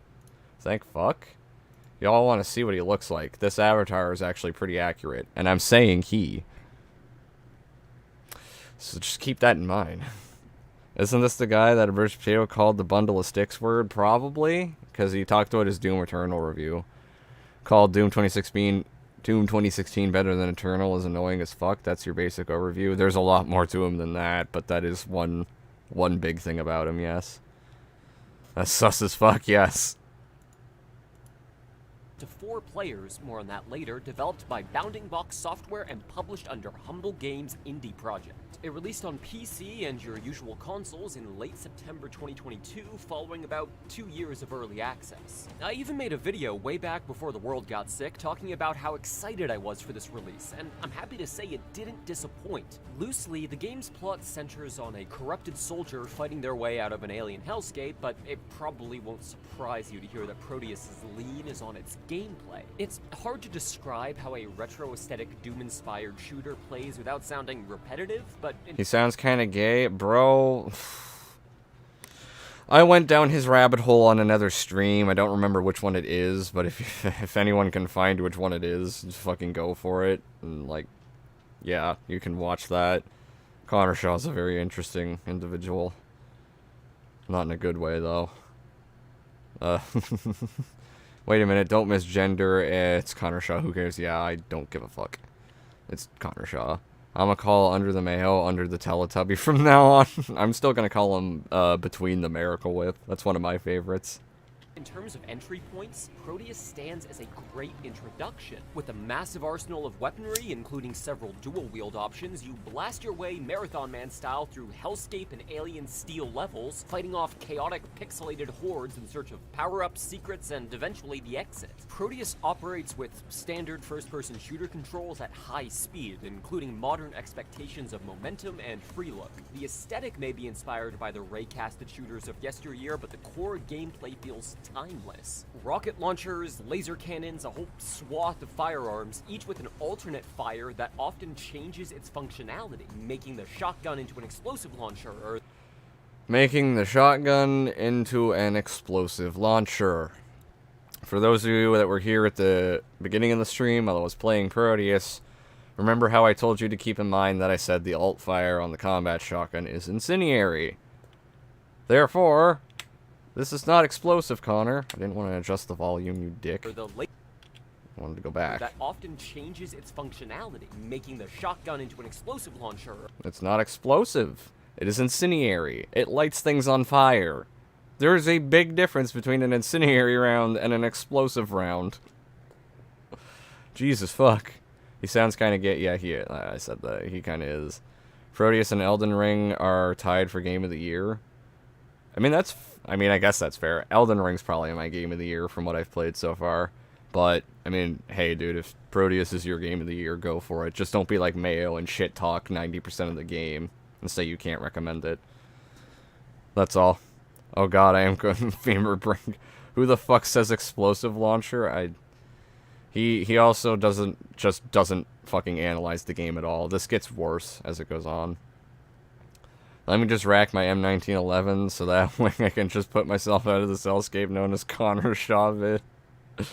Have you seen Edge Runners? Isn't that the game you used in your video that Nier was watching on stream, Lucas? Because if it is, then yeah, I was looking at it. How the fuck has no one noticed that the charge shot is well, I know you meant incendiary. Yeah, I don't know how the fuck he doesn't know it's incendiary. But yeah, I'm pretty sure that's what you meant to spell, not incarnated.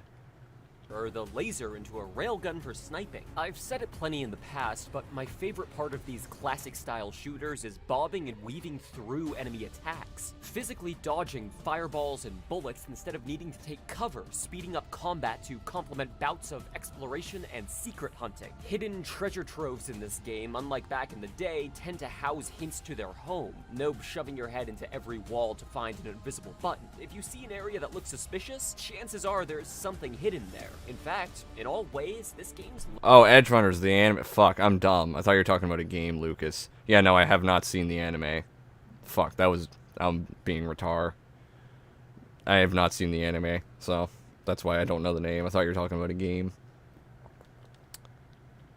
Level design alone is noteworthy. Sure, aesthetically it's the classic steel blocks and craggy rocks, but the deeper into the overworld you go, the more creative the maps get, both with visuals and layout. Peppered along the way with trial levels, testing your proficiency with specific weapons or movement. Collectibles in stages, sans color-coded keycards for doors, will carry over. I really fucking hate his flowery sentence structure. I want to kill myself when I hear it. I see what he said now, the fuck? What? What are you going on about? You watch CP? No. Fuck off, Drag. What the fuck, Drag? You watch CP. Yes, I watch Cyberpunk. Guys, he means civil protection, not cheese pizza. I know it's cheese pizza. God damn it, guys. Generally speaking. So stocking up on all your various ammo types, health, and armor is always a good thing. And rather than traditional checkpoints, you can sort of save your location through Nexus points. He doesn't jump over that fucking attack at all. He has the high ground and everything, and you're supposed to jump over this attack. This one you're supposed to sidestep. The other one you're supposed to jump over. And he has the perfect advantage to do so, and he just doesn't. You get ganked by an explosive barrel. Connor's B-roll is honestly just as hilarious as, well, just as sad, I should say, as his actual points in his videos. Or boss monster or something, you'll respawn at that point with full health without losing any level progress. Enemies and map elements remain unchanged. As someone who doesn't care for spamming quick saves and quick loads in shooters, difficulty-wise, I find this to be an excellent compromise between death being meaningless or losing progress entirely. And it gives... Death, it pretty much does make death meaningless, though. You aren't losing any progress, there is zero consequence, you're just resetting at a fucking checkpoint and losing a bit of score. Which, I mean, the only real consequence then is just losing a bit of score. So, unless you're shooting for high scores and shit, it's not that big of a deal in the actual, like, gameplay. That's one thing I actually give Mayo there. gives the player, or players, a chance to experiment with different approaches on troublesome areas. Prodeus's maps feel as though they're designed around showcasing an idea or mechanic, be it working with choke points through train cars, raising the water level for a vertical climb, hiding from a sniper as you snake your way towards the center. In a strange way, this emphasis of trying something new every level as opposed to mixing and matching a set of core elements reminds me of the level design in Super Mario World. You may only see an enemy type or a building block used in one single stage, but it's explored thoroughly, like a showcase, which then encourages the player to use the built-in map creator to mix and match those mechanisms themselves. For as much as I hate Connor Shaw, I'll at least give it to him that he's including the map editor in his review, because I think it's like a really big part of the game that should be showcased, because it's really good. It's not, you know, it's complicated to learn and do, but like some of the maps that have come out of it have been really fun. The fact Connor Shaw is a few K subscribers behind Under the Mayo, whatever the fuck is Under the Mayo, but I'm too afraid to ask, upsets me. What? I get your point about Connor Shaw being around the same subscriber count as Under the Mayo, but I'd just say what the fuck are even either of them? Not just Mayo. They're both retarded. Cyber what? The Cybercom Edge Runner. I fucking can't. God damn it. Ayo, what's up, dudes? Prodeus is so fucking good. What's up, Rice? Prodeus is really good. Too bad we're watching Connor Shaw review it. But Prodeus is pretty fire. Ayo, it's the Rice guy. It is the Rice guy. It's steamed Rice himself. In the Rice. There's a workshop full of user-made levels on Steam. Hell, Bounding Box even published a guide on how to port maps made by users on desktop over to consoles, since as of this recording, the level editor... Which I'll also say that is pretty cool. That gives more people on console a chance to play custom maps and shit. ...is exclusive to the PC release. The importance placed on creativity rather than just nostalgia is what sets Prodeus aside from and above other games of its genre. On a more subjective level, the visual strike the tune of Quake or Doom with a more modern rendering technique. While the pixelated clay model-esque sprites and low-res filters may be a visual downgrade to some, to me they're so beautifully and faithfully integrated as to capture the imagination of limitation in the 90s, like an FPS version of Octopath Traveler or Live Alive's art style. And moreover, if it's really a bother, the filtering can be fully disabled, or intensified if you've got a CRT to make use of. Having enemies be fully rendered models that are pixelated to replicate 2D sprites in a 3D environment, to me, is inspired. Even the bombastic soundtrack sports a MIDI variant for those truly looking to punish their ears and relive their better years. Now, again, I really hate his sentence structure, for fucking hell. I hate Yes, exactly, Nier. Thank you. I hate it so fucking much. It gives me cancer. Like, he thinks he sounds smart and, like... I don't know. Like, I don't know what he actually thinks of himself, but he writes this way, and it's just so fucking annoying to hear in verbal format. Borderlands? What about Borderlands? Oh, Rice is playing. I see. Yeah, Borderlands is pretty goated. I know, fucking, regardless of if you like looter shooters or not, I think there's something people can enjoy about Borderlands, whether it's like some of the characters or something. So... I've been singing this game's praises for a spell, which YouTube's algorithm tells me is undesirable, so I'll get a little harsh for a moment. Prodeus's auto map is aesthetically pleasing, very in-depth, and frankly, unusable to me. There is so much visual clutter and semi-transparent material that I can barely understand what I'm looking at. I find myself not needing a map. The level design doesn't sing Labyrinth Crawl in the key. I don't understand this, and I got a notification thing. Ayo. I cannot see it, though, but appreciated. But yeah, I don't understand this criticism about the map. It is really dumb. Like, I guess it's not the most visually appealing, but it's not, like, confusing or hard to navigate. My only issue with it, and this is definitely a nitpick, was that there's no, like, legend or anything to tell you what, like, some of this shit is. Some of it's obvious, some of it's, like, fucking not. I just wanted, like, something like that, but it's not a big deal. The map is still easy to look at and navigate. So I don't understand what this criticism means. It's just fucking Connor Shaw being retarded. Did you see Mischief's video on Griffin? Just asking. Yes, I did. You're talking about the 4090 drama and stuff. I did, in fact, watch that. I also watched Fratonga's video and Fratonga's stream and Griffin's response. So. But yeah. I bet Mayo hates Borderlands. He doesn't like looter shooters. So yeah, he probably definitely does hate them, you know. He doesn't like looter shooters. He doesn't like fucking RPGs or anything like that. So I doubt he would. He doesn't like Elden Ring, you know. He doesn't like Souls games. I doubt he would like anything to do with looter shooters. I doubt he would like anything like action RPG based, like Grim Dawn or Diablo or anything like that either. It's just based on how Mayo is. Why use map? Just be a gamer. Map, just be map for game journal. I haven't used the map too much in this game, but I have used it some. It is a little useful, but it's definitely not necessary. It's not like super confusing level design, so you can navigate pretty easily as is. Yes, the 4090 drama. Yeah, I watched it. I watched a bunch of the shit surrounding that. He respects it, whatever that means. Connor Shaw sounds like a combination of Under the Mayo and Acerthorn. I wouldn't combine him with Acerthorn. You could compare him to Under the Mayo with some of his, like, retarded, like, takes and shit, but I don't think he switches the goalposts as much as Mayo. He's definitely ridiculous, but the better comparison for Connor Shaw would be Chris Chan. He's kind of like a Chris Chan variant, if I'm being honest. Because he has his own visual novel, he has an OnlyFans, he hates capitalism, he has his own website where he advertises his shit. He, yeah. He's like trans or gay or whatever the fuck he is. It's some femboy or something. I don't know. He's disgusting. I don't know what that means. What? The map is honestly fine. I think the criticism is not needed. Yeah, the map isn't that big of a deal.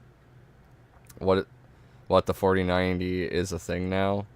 Well, it's going to be. There was drama surrounding it with Griffin. A lolcow who files frivolous lawsuits against those that criticize him. Yeah, I know who Acerthorn is. I'm saying I wouldn't compare him to Connor Shaw. Oh, okay. No, never mind. Ghost. I see. Ghost was asking. Yeah, I know who Acerthorn is, but I wouldn't compare him to Connor Shaw. Acerthorn's a fucking... He's kind of like a Quantum, but more extreme and ridiculous. I'd have a couple videos on him, to be fair. Of Doom 2, but nevertheless, I find the map to be a nuisance. Maybe that's just me. Now, at the time of making this video, Prodeus was still in early access, and only on release did the game's 4-player co-op drop. So, I can't speak for its stability or functionality. If you're looking to blast through a boomer shooter with friends, Prodeus... I will say that the stability and functionality of the multiplayer and the co-op in this game is spot on. Like, Nier and I had zero lag issues or anything like that. The game runs smooth as fuck. It was, like, perfect. There was no lag issues in this game whatsoever. Oh, no, not Connor Shaw again. Yes, Connor Shaw again. Should be able to scratch that itch, though your mileage may vary. I wouldn't exactly say Prodeus is a difficult game either. Between the power in the player's hands and the generous checkpoint system, an experienced FPS player shouldn't meet much resistance. So if you're looking for tough as nails old school difficulty, that's not really the point here. Oh, really? I encourage anybody to go back at the beginning of the stream and watch me play Nier's level and tell me that this game isn't challenging or difficult at all. The campaign, like, I wouldn't even go as far as to say the campaign isn't challenging or difficult. What difficulty are you playing on, Connor? That is very important in context here. You're saying it's not difficult. Did you try any of the difficulties above fucking medium, for Christ's sake? Holy shit. And yet you praised the broken checkpoint system earlier, which literally provides no consequence to dying, yet you're going to say that the difficulty in the game is non-existent. You don't think maybe that plays a part into it being easier? And that's why you don't see the difficulty? You fucking dumbass. Prodeus is easy? No, I'm not saying it's, like, super ball-busting hard, but the checkpoint system is what makes it more brokenly easy. And Connor Shaw's probably conflating that with the combat being easy. I wouldn't say it's a super easy game. I wouldn't say it's, like, super difficult, but Connor Shaw neglects to mention that there are difficulty options in the game, and he says it's a really easy game, which I wouldn't say it's super easy, personally. But, you know, that's just me. I'm not saying it's, like, the hardest fucking game I've played, but I'm also someone who doesn't think that Souls games are, like, incredibly difficult. They're just bang your head against the wall until you win. That's how they go. Contrarily, frankly, sometimes this game can be a little much on the senses, as in so much blood splatter, gibbs, loud punchy sound effects, bright flashing light. As someone with photosensitivity, I can only play the game for about an hour or so before needing a break, something to keep in mind.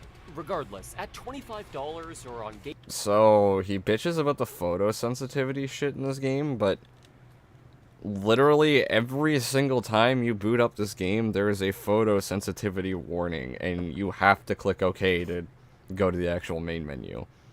So he's a fucking idiot. He's a retard. He just... Every time you boot up the game, it's there. He doesn't mention it, but he bitches about the photosensitivity stuff in this game. I don't understand. Isn't Asus on the guy who was recording himself freaking out while eating a hot dog? Yeah. Yeah, that was his accidental live stream. I'm playing on medium and find it pretty easy. I'm going to try harder difficulties after being on medium. Yeah, and the campaign itself is a lot easier as well because, again, the broken checkpoint system. I feel like if the checkpoint system wasn't as broken, it would offer a lot more challenge as well. But I encourage anybody to go try Nier's custom level. I go and encourage anybody to try either of Nier's custom levels because that'll actually present a challenge to you because there's no checkpoints.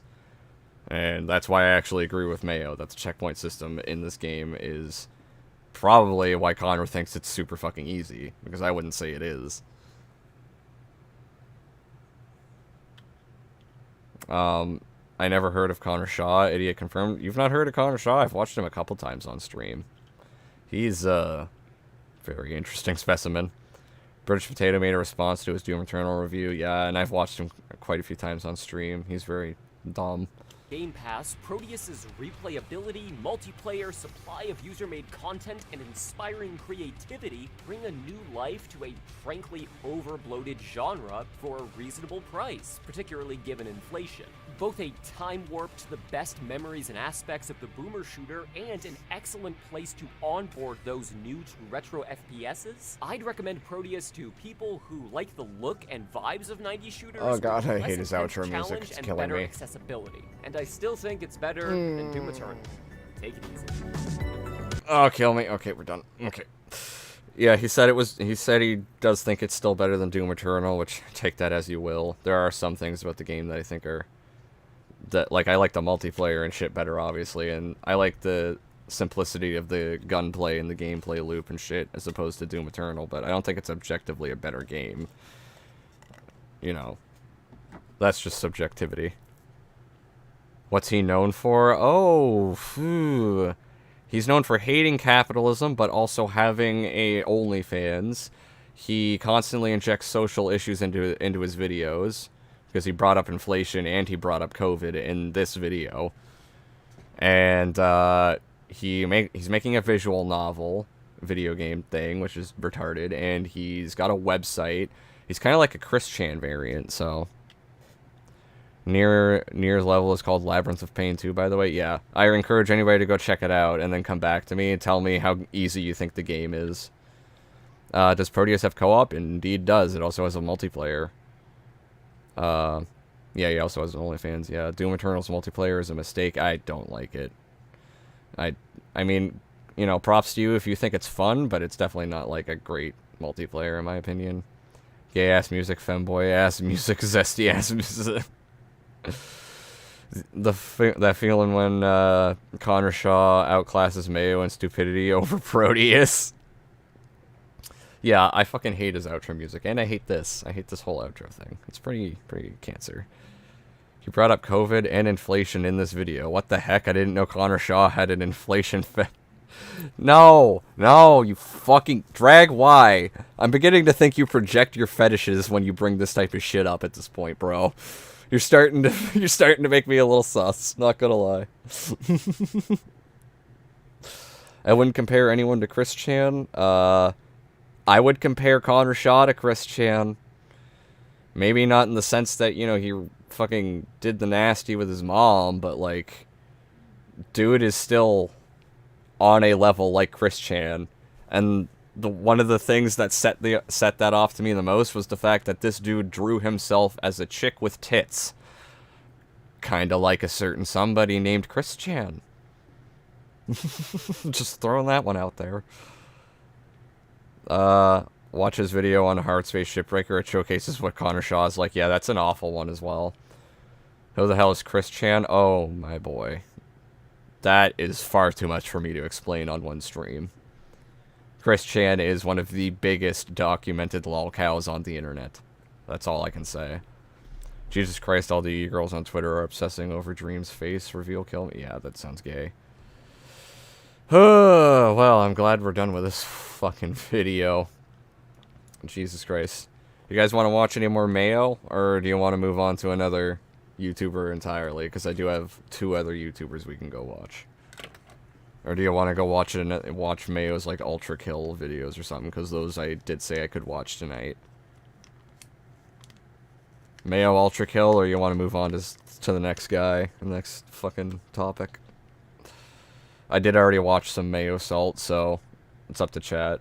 No more Mayo. Rice does want Mayo. I did watch Mayo already, to be fair, Rice, so it's up to chat if they do want to or not. Next, yeah, we could probably move on to the next person. I can watch more Mayo next stream, to be fair. Go watch Jeannie Samuel's documentary on Chris Chan. It's really good. We might do that another time if you're asking me to, unless you're just telling him to watch it. You might just be telling them to watch it, I think. I don't know anymore. Here's a TLDR of what Chris Chan is. You're welcome, yeah. Anyone other than Connor? Yeah, I'm not watching any more Connor. That is for fucking sure. I guess we'll move on to the next one, because this is also kind of funny. Hello, average Halo gamer. Hello. Oh boy. Ooh. My boyfriend sucks. So he is near. If you're still here, near, he is gay. What we thought in that other stream, on Potato's stream, for sure we were suspicious of this guy being gay. At least I was. I just... I didn't know, but I guess you just confirmed it. Fucking hell. Gay confirmed. Just think that's funny. I don't know why. It's not a big deal that he's gay or anything, don't get me wrong. I just think that's funny. Ah, fuck.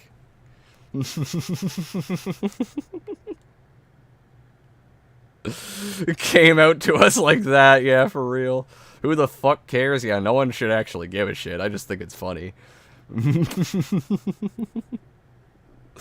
Forgot I had school discussion. Nah, you're good, homie. I appreciate you coming back, either way. Deploy tactical gaze, yes. Tactical gaze ready for deployment. Okay, so let's actually get on track here. Fucking hell. The reaction to Bonnie Ross resignation is disgusting. Halo Infinite's future looks good. These two are really bad. Halo Infinite Yappening event is great. Future plans for this channel. I don't care about your channel. Unboxing. Okay, so these two are the ones I really want to take a look at, and I'm probably going to be doing a video on them. I'm just going to throw that out there. Hey everyone, this is the Average Halo Gamer. I'm finding myself making another video on this topic, even though I feel like I've said all of this already. But I continue to find myself arguing with people on Reddit, and I see the So we're 14 seconds into this fucking video, we're already issue number 1. He's arguing with people on Reddit. Tactical gaze incoming, boom. ACK30 above. I'm pinning that fucking comment. Oh, ACK30 above.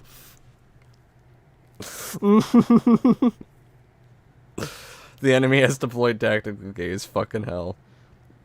Oh, that's the gay bomb. What's the best way to take out America's enemies? Boom. Gay C-130. I mean, that works too. AC Gay 30 or AC... They both work. They both work really well, I'm not gonna lie. Comments from people on my prior videos that I don't publish. I legitimately feel like the future for Halo Infinite is bright. I don't understand how you can look at the roadmap and the improvements that they announced and think otherwise. I mean, just look at the next 2 seasons. Yeah, bro, look at the next 2 seasons. The first 30 seconds of this video. It's gonna be fine, guy. Oh, this guy is a mess. Holy shit. So that's how you guys found out he was gay. He sounds exactly like a gay... I mean, he did sound like a gay dude, and that's why I was like, oh shit, he actually came out. Near femboy after ending team deathmatch. Mission accomplished. Good work. Arguing with Reddit is not worth. Why even go through the pain? Yeah. That was issue number 1 at 14 seconds. Issue number 2 at 30 seconds. Just look at the next 2 seasons, guys. It's gonna be fine. Type of shit. Like, what the fuck? Club music starts playing as the missile cam pops up on screen. Just make all the terrorists gay so they'll kill each other. I fucking love this chat right now. Holy shit. Are you a cactus? I mean, you're a cacti-sexual drag. We all know it. Sup? What's up, Sammy V? Appreciate you stopping in, homie. Don't get me wrong, I like Halo Infinite, but this is some cope. Jesus fucking Christ, yeah. Don't get me wrong, too, guys. I'm a Halo fanboy, and I actually enjoy a bit of Halo Infinite still, but there ain't no way I'm gonna sit down and defend this game for a fucking inch. I don't care about it anymore. It can fucking, you know, it can have a resurgence in a few years, or it can die off. Whatever happens, happens. I just don't care. But this guy's on some massive cope. I feel bad for Halo Infinite fans. They get a new weapon after 10 months of no content. Yeah. Out of these 2 seasons, like, the 4 big things you are getting are Forge Beta, Campaign Co-op, a new gun, the DMR, and Shroud Screen. That's it. That's like the 4 things you're actually fucking getting. Like the maps, like, Battle Pass, Match XP beta? Like, what the fuck is that? What the fuck is a Match XP beta? We need a beta for our Match XP. And a custom game browser. What the fuck? This is over a year after the game came out, and then you're getting a custom game browser? And this is all... the custom game browser. And this is all subject to change, too. Like, what the fuck? Me after getting arrested at KCON, mission accomplished, good work. If so, then can I ask you to react to something? I do respond to stuff, and I guess I technically am reacting to stuff, but I don't know if I'll... You can feel free to recommend shit, but I don't know if I'm going to get to it tonight. Can you react to Robot Link Rock by IT Vader? It's a banger video. I'll see. We will see. I will write that down in a second. If I can figure out a way to get it. There we go. But yeah, I don't know if I'm going to get to that on this stream. Just saying. But I can definitely keep that for another stream. Bro, Doom Eternal gets more content than Halo Infinite. It kind of fucking does, not gonna lie. I installed Infinite a while ago. It was not a good first Halo game to play. Been enjoying the campaigns from MCC, though. Yeah. Halo Infinite's just... it's... Nah. Beta for Match XP, excuse me? Exactly. It's retarded. Any game that is still calling its mode betas a full year after release is just sad. Exactly. There is no end of ways to roast this. This is just sad on every fundamental level. Apparently a new Halo game is already in development. I just... Why would it be? Just fucking why would it be? I don't fucking know. One of the key complaints regarding the last 2 seasons were that they were too long, at 6 months. 343 has acknowledged that before, but with this roadmap they are actually making steps to address it. The winter season is 4 months. Yes, and it's also subject to change. That is already better than what we were getting before. Now this isn't a numbered season for some reason, but except for only having 30 levels instead of 100, It is a full season for all the reasons that matter. What reasons matter? We are getting 2 new maps and a new game mode with this season. Plus we are... Boy, 2 new maps, a new game mode, a beta for Forge, and campaign network co-op, and mission replay. Aside from the battle pass, which doesn't really matter, and the 2 new maps, why couldn't either of these be here at launch? Or at the very least within the first few months? Like, there's no excuse. Getting this in November is, if we even are, that's just inexcusable. After you react to Robot Rock, you can react to... Again, we'll see. I will have a look at them off stream to see if there's something I want to look at on stream, to be fair. Echoes Within sounds like something from Destiny 2. I guess so. Apex is fire. I've never played it. Give Halo the Apex devs. They'd actually add content. That is the biggest problem with the game. I don't know if it should be handed over to those devs, though. But the biggest problem is the content. And the fucking optimization on PC. Jesus Halo. Or, Jesus Halo, don't shower me with so much. I just can't take drip by drip too much. Yeah. The fact we need to wait for a season to replay missions is baffling. That... There's no list... There's no end to the list of complaints here. We are finally getting network co-op in Forge. They are also finally addressing how we get XP outside of challenges. Oh, finally. Oh, wow, really? Almost a year after the game came out. Oh, boy. We also have an event in December and an event in January to shake things up a bit. But then 4 months after the winter season starts, we get Season 3. Which is everything we should expect from a season.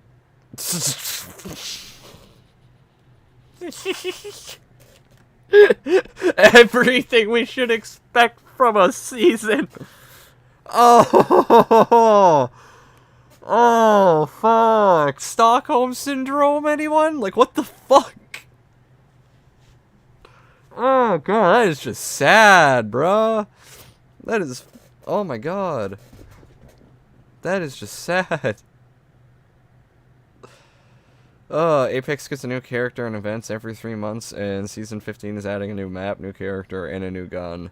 There literally no excuse for 343. Yeah, there isn't. Halo Infinite gets stuck on perpetual edging. He sounds robotic, kind of who does, me or him? If it's me, it might just be the stream fucking up. From a season, 1 new equipment, baby. 1 new equipment, 1 new gun, 2 new maps, and another shitty battle pass. 2 new maps, new equipment, and a new gun. It also has a full battle pass, as we should expect. It also is finally bringing the custom game browser, in-game reporting, and other quality of life improvements. The custom game browser and in-game reporting both should have been there at launch. You're getting a new game mode, I guess. Yay!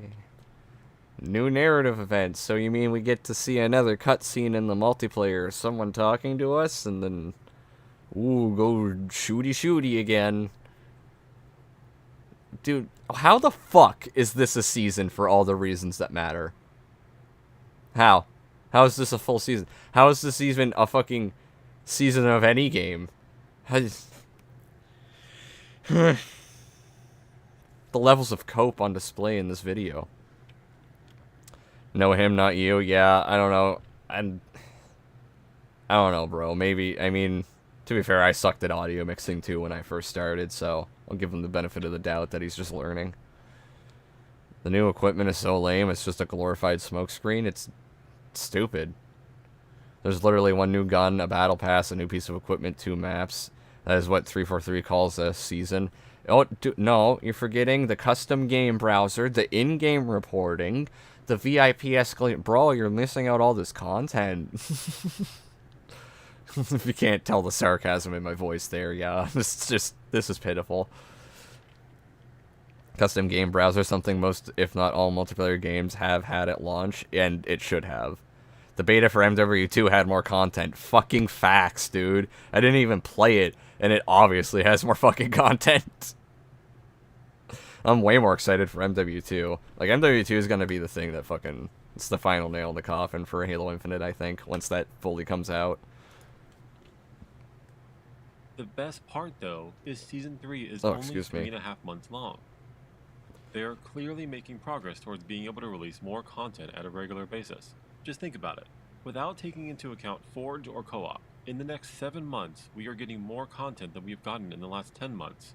You cannot look at that and tell me that 343 is not making progress. They really aren't, though, because this is not even meeting the bare minimum requirements of what should be provided to us at this point, almost a year into the fucking game's launch. And I got another notification, so whoever you are, thank you. I'm not going to be able to see it, though, which is rip, but I appreciate you. But yeah, this, like, would you all agree, this does not even meet the bare minimum requirements for the game almost a year after launch, and, you know, over a year after launch and shit with the other season. Like, that is barely meeting the bare minimum requirements of where the game should have been at, like, 3 months after launch. This is shit that should have been there when the game came out. Most of it. You know, if you want to make the argument that they had to wait a couple months or something for Forge, I could see it, I guess. But, like, all of this shit could have been here at launch. The fucking, even these game modes and stuff, for fuck's sakes. It's just sad. This is not even meeting a fucking requirement. It's not even meeting the bare minimum. Glad I don't play Halo then. I mean, the older ones I still love, but this is... I don't give a fuck about current Halo. It's so sad that COD is outpacing this shit. I mean... It's... I don't even want to say it's sad, because I just don't fucking care at this point, but... It is fucking sad to some level, I guess you can say. I don't personally care that much anymore. Halo Infinite makes me feel guilty for being a Halo fan. No fan should feel like that about their company's best franchise. I mean, that's true. I don't feel guilty or anything. Like I said, I just don't fucking care. Let Halo die. Nier, I know how you feel. God damn it. I know you want it to die in a fire and never be thought of again. I personally think what would probably be best for the Halo franchise at this point would be maybe taking the Doom route and take like a 10 or 15 year hiatus and then try and bounce back after a little while. Give it a fresh perspective after like a good long hiatus. Just let it breathe for a little bit, basically. As much as I don't like Fortnite, the game set the standard for a free-to-play live service. I mean, it's definitely got a way better content feed than Halo Infinite and way better quality. You know, as much as I love Halo, I gotta give it to Fortnite over that. I haven't played COD multiplayer for a long time, so I sucked at it pretty badly, but it was fun. I'll probably suck at it too, but I still think it's fun. MW2 looking real good, it is. Way better than this shit. Also, considering we have an end date for Season 3, Season 4 will be starting within 10 months, and then we will have gotten 3 times the number of maps within the same time period, if 343 sticks to... That's still not meeting like a bare minimum requirement of where the game should be at that point in its life cycle. 2 maps per season. Originally, we were told that a season would be 3 months, and they are finally almost there. Oh boy, they're finally almost, maybe, possibly, potentially, with Hopium and Copium on my side, going to meet 3-month seasons over a year after the game came out. Like, how fucking pitiful do you have to be, bro? The next season is 4 months. The following season is 3.5 months. Hopefully the next one can be 3 months. But even hopefully, keyword. If it is not, this is still them getting content out much faster than before. And all of this is clearly outlined in the roadmap. The only assumption that I'm making here is at the end of Season 3, another season will start, which really isn't much of an assumption. At this point, I think it is. Can they even get seasons out consistently? I don't think they can. You either die Halo Reach or live long enough to see yourself become Halo Infinite.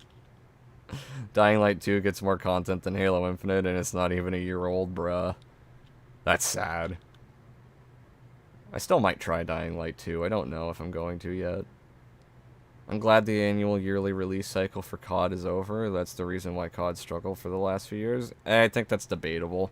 But overall, I think COD's like future is a lot brighter than Halo's.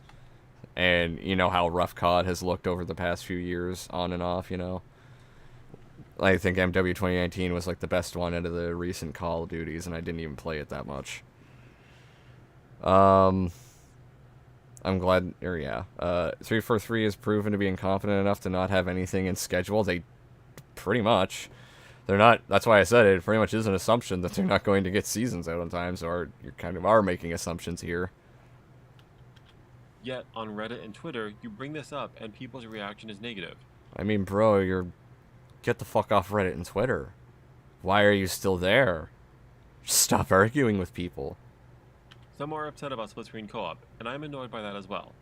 And I continue to hope that 343 changes course on that and maybe adds it next year. But the general reaction seems to be getting upset about things that have not happened yet, or not letting go of what has already happened. I will be the first to admit that the last 10 months have been less than ideal. That is an understatement, to say the least. You are sugarcoating the entire situation. It's been more than underwhelming. It's been more than fucking... It's been pitiful. It's been absolutely fucking sad, pitiful bullshit. You're just trying to sugarcoat it. If Infinite launched with more maps and Forge wasn't there, I would be more forgiving, but since there's so few, custom maps really could have kept the game alive a little longer. I mean, it shouldn't even be this close to dead to begin with if the game launched in an actual reasonable state. Reddit and Twitter has to be the worst place to argue on, yeah, and that's one of his biggest fucking mistakes. I'm hoping Forge gets cancelled. That will put the last nail in the coffin if it... God damn it, Nier. I love you despite disagreeing, Bubby. No worries. Agree to disagree. It sucks that we've only gotten 2 new maps, and that Season 2 had to be extended to 6 months. I wish Network Co-op was coming sooner, but being upset about that now doesn't change anything. Yeah, but it does still prove that they're incompetent idiots, so you trying to defend them for it just makes you look stupid. It has already happened. Continuing to bring up the last 10 months, when we have a roadmap in front of us that shows improvements, doesn't fix anything. We had a roadmap in front of us before, and it didn't... Like, they gave us seasons and shit, and they told us when they were ending, and they still extended it. You are coping! You are fucking coping! It just continues to bash them for things that have already happened, and it doesn't allow the community to move on. It also doesn't allow 343 to move on and admit their mistakes, which they have, and show improvement. One of the other reactions I've seen is, things could be delayed. They probably will be delayed, because 343 is incompetent. They aren't showing any ability to rectify their mistakes, they just keep making the same fucking mistakes. No way a season had to be delayed for 6 months. I think it was longer than that. I think it was delayed up to 9 months or something, wasn't it? Or like 8 months? I don't remember. Really ridiculously long, though. I hope Ultra Kill listens to Mayo and changes the game design. No, that would be terrible. Brother Near, you know, you've always been shitting on... Yeah, he always shits on Halo. I still need to get an actual fucking reason out of him, other than he just doesn't understand. I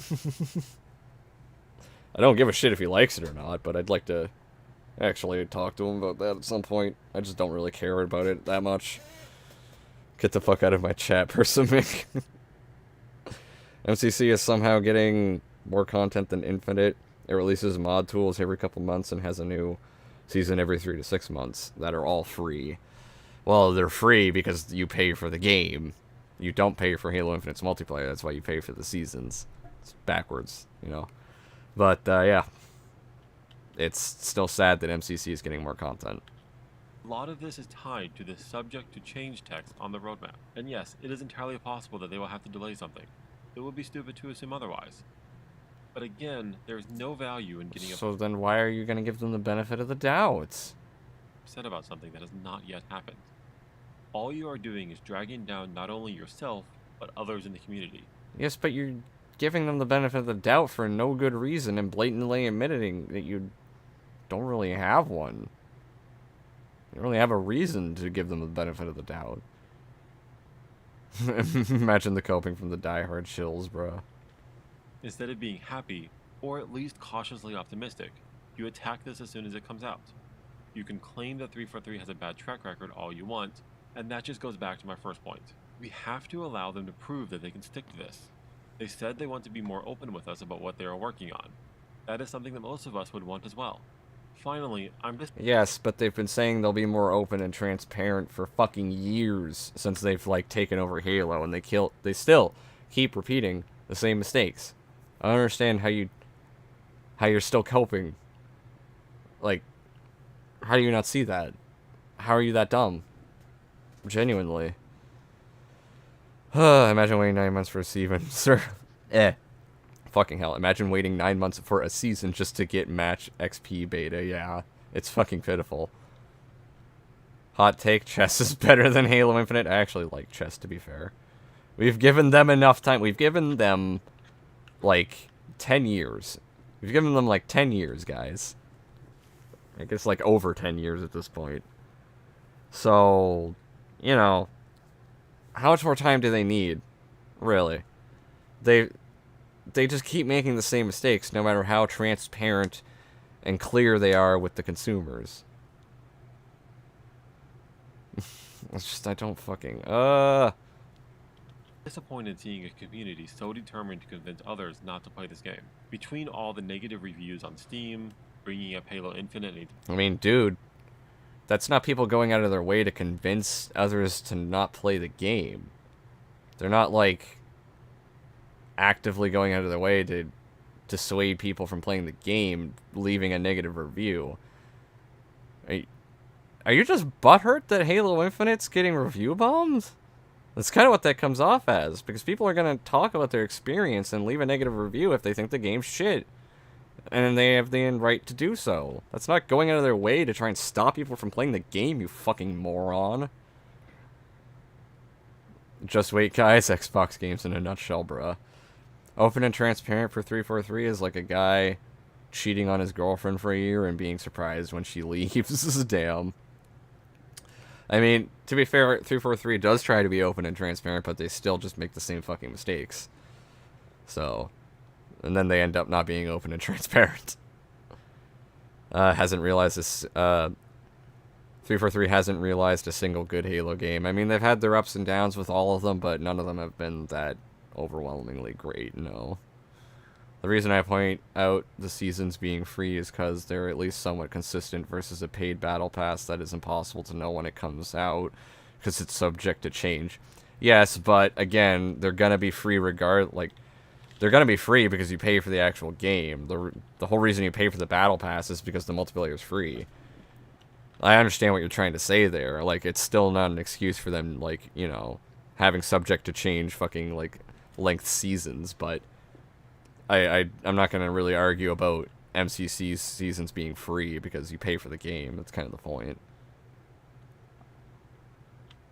time they get on Twitter, Reddit, YouTube, etc. A vocal minority of this community wants Halo Infinite to fail. For them, it doesn't matter what 343. What? I don't care either way. I think you're just projecting your insecurities of this game's performance when you think other people want it to fail, because it is failing. I think you're just projecting your insecurities. 3 does. They cannot look at the roadmap objectively and see the positives, or see the improvements. This doesn't mean that I'm happy about everything. It took longer to get here than it should have. Forge not shipped. That, again, is an understatement, because we aren't really anywhere from where we started. With the custom game browser is not ideal. Not having a full season in November. But if this is what needs to happen to allow 343 to get back on the track they need to be, which it appears it is based on the roadmap. How? Another thing that they can just lie about and is subject to change? What the fuck? That is literal hopium and copium. I feel good about the future of Halo. The real question is, as a community, can we allow 343 to succeed and carry out their plan? You lost me when you said you feel good about the future of Halo, bro. I have no hope for your channel or your future, let alone the future of Halo at this point. If that's the case. If you're the average Halo gamer, there's no fucking hope, bro. There is none. There's fucking none. Thank you so much for watching.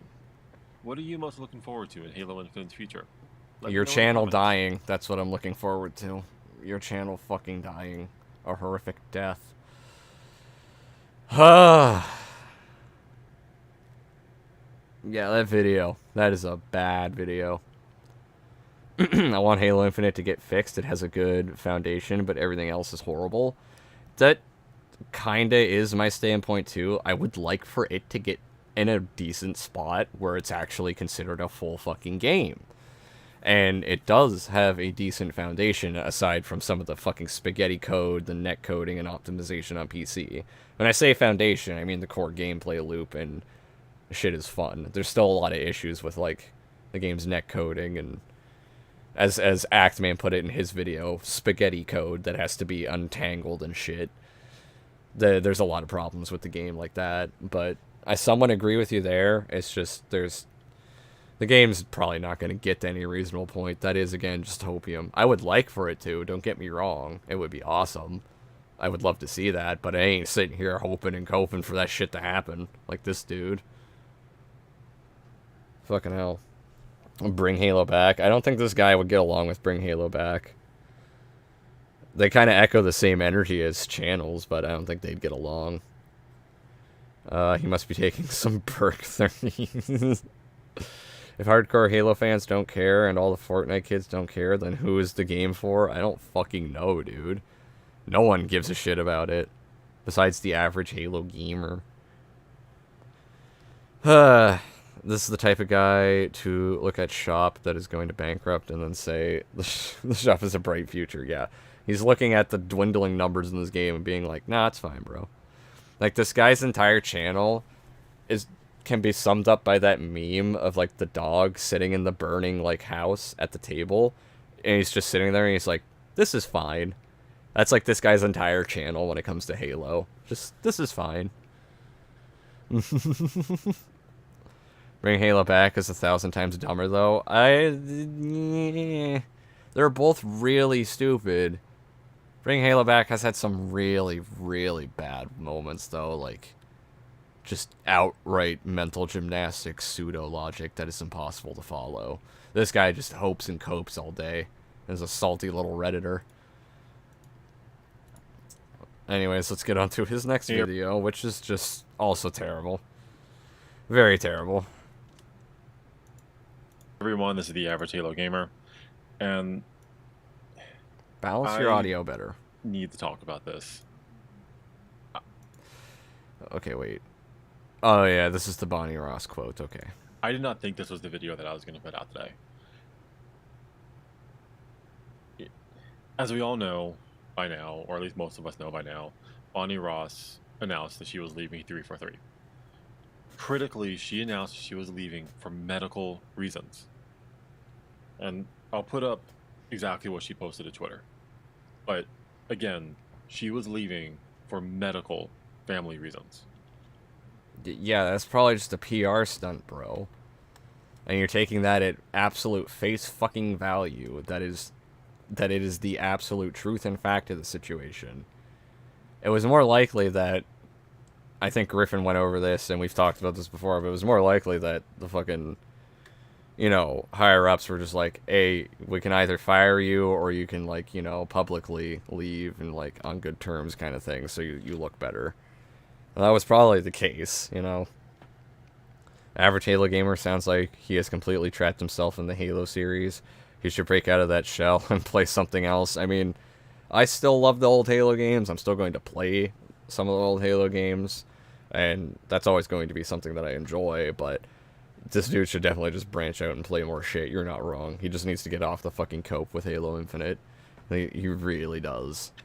He just needs to play other shit, try different games, get the fuck off Reddit and Twitter, and stop, like, taking this so seriously. Like, he treats this shit like it's his identity, and it's just sad to fucking see. Like, I'm not gonna lie, it's really fucking pitiful. And yet, the community's reaction has been disgusting. Like, there have been a subset on Twitter and YouTube that have said, this is a win, or we won, or even put out a video saying, is Halo saved? And frankly, fuck all of you. Damn, bro. No thanks, but you know, shit, dude. He's really fucking salty over this. All because people are like, yay, Halo might have a chance now that this garbage fucking manager is gone. And you're like, fuck you. You guys are dicks. You're being mean to Halo. You're being mean to Bonnie Ross. Bro, it's just fucking sad as fuck to see, I'm not gonna lie. I am so disgusted and so pissed off at this community right now. If you were for Fire Bonnie or Fire 343, fine. I disagree with your opinion, but dude, literally a minute ago, you were just saying fuck all of you to these types of people. What? No, it's like, okay, let's just agree to disagree. Like, I feel like he's arguing in his own head about this shit. It's kind of the vibe I just got. Bonnie Ross got fired, not clickbait. What happens next will shock you. Fucking Christ. I remember when Bonnie Ross resigned, my friend DM'd me, ding dong, the bitch is gone. That's actually funny as fuck. Griffin made a video on it and responded to it on stream. Wait, what? Oh, have you watched Halo Hot Takes? Yeah, I did see that one. I did, yep. I saw the video when he watched it on stream, and I saw the video Griffin made out of it. That dude was also fucking ridiculous. No, that's a pretty good reaction to the news, and I'm so proud of everyone. What? What, everybody's just calling her out? Yeah, I agree. Show us on the doll where the Halo fans touched you. I'm not here to argue that. I'm not here to argue what Bonnie Ross has done, what 343 has done. I don't fucking care right now. Then why are you making them? Seems a little contradictory when you're, like, building up this argument beforehand about, like, all these people talking about this shit. Fuck you. But we have to agree to disagree. Oh, I just don't fucking care now. What is this rant? What is this rant? All that matters is that she has left for medical reasons. But she probably didn't, though. That's all that matters. Like, nothing else matters right now. Does it? Does it not? Are you sure? Because you're treating it like everything else does matter, and that you just don't want to acknowledge that it does because you're pissed. You're butthurt. You're having a hissy fit. And yet, you go look on Reddit, and people say this is a great day, or, well, I've had posts there that are just so downvoted. And all I'm trying to argue is have some fucking basic human decency. I'm not even saying, you know, don't be happy. I'm not saying, you know, that we can't talk about this. I'm just saying have some decency. But you also literally said fuck all the people that were saying this is a good thing that Bonnie Ross is caught. He's blatantly contradicting himself left, right, and center in this fucking video. It's so bad. He's just butthurt over this, that people are calling it out and saying it's a good thing, and saying that she probably actually got fired, even though they're making the excuse that it was a medical reason. He's just butthurt over all of that. He can't accept it, and he's arguing with people on Reddit and fucking Twitter and shit, and he's blatantly contradicting himself on whether or not he cares or doesn't care, whether or not he can agree to disagree, or he's saying fuck you. It just doesn't make any sense. He cherry-picked these comments. They have no upvotes. I'm pretty sure he cherry-picked a lot of shit for this video, too. Cope sees Maul, exactly.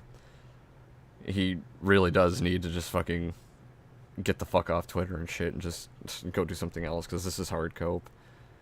He sounds like the stereotypical gay guy. He kind of does. That's why I thought he was gay to begin with. Under the average Halo gamer. I doubt one person leaving 343 will change anything. That heavily depends on who replaces them and if they're competent enough to manage. Apparently the person they're replacing them with is the guy who helped, like, turn MCC around. But that doesn't mean I'm getting my hopes up a shit ton, because it still took them years to do that. So, you know, I'm saying that, personally, I think it's a good thing who's replacing her. And I think that it's only that it could only help Halo, but I don't have my hopes up that high that Halo's gonna get fixed at all.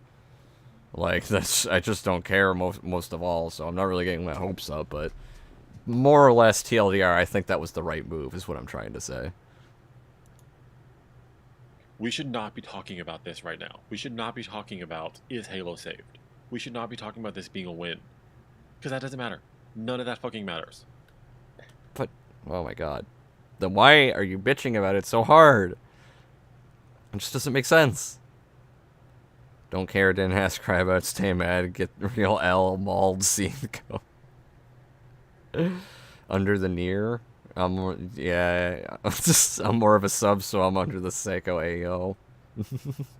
Love you, femboy. Mwah. I cannot believe that I have to make this video. I cannot believe that other content creators fucking jumped on this chance to talk about how this saves Halo. Are you... Okay, like, fair enough, I guess, because I don't think it's gonna quote-unquote save Halo either, necessarily, but they have every right to jump on it and be like, oh, this is a good thing for Halo. And didn't you earlier say you were trying to agree to disagree on this? And you said that people can think it's a good thing? Make up your fucking mind. Wanted to stop by for a second after work? What's up, Reject Demon? Love you too, homie. Appreciate you stopping by, my man. He's crying. He sounds like he's on the verge of actually breaking out into tears, I'm not gonna lie. As you've probably noticed by now, I'm not blurring a single name in this video. Because every single one of those people deserves to be publicly shamed. Publicly shamed? They deserve to be publicly shamed? Yeah, bro, I'm gonna put them on public trial. Like, what the... Like, dude, you're not, like, fucking... Oh my god. Oh my fucking... You're sharing random posts. Holy fuck. Big whoop. You're so tough, bro. You're so scary.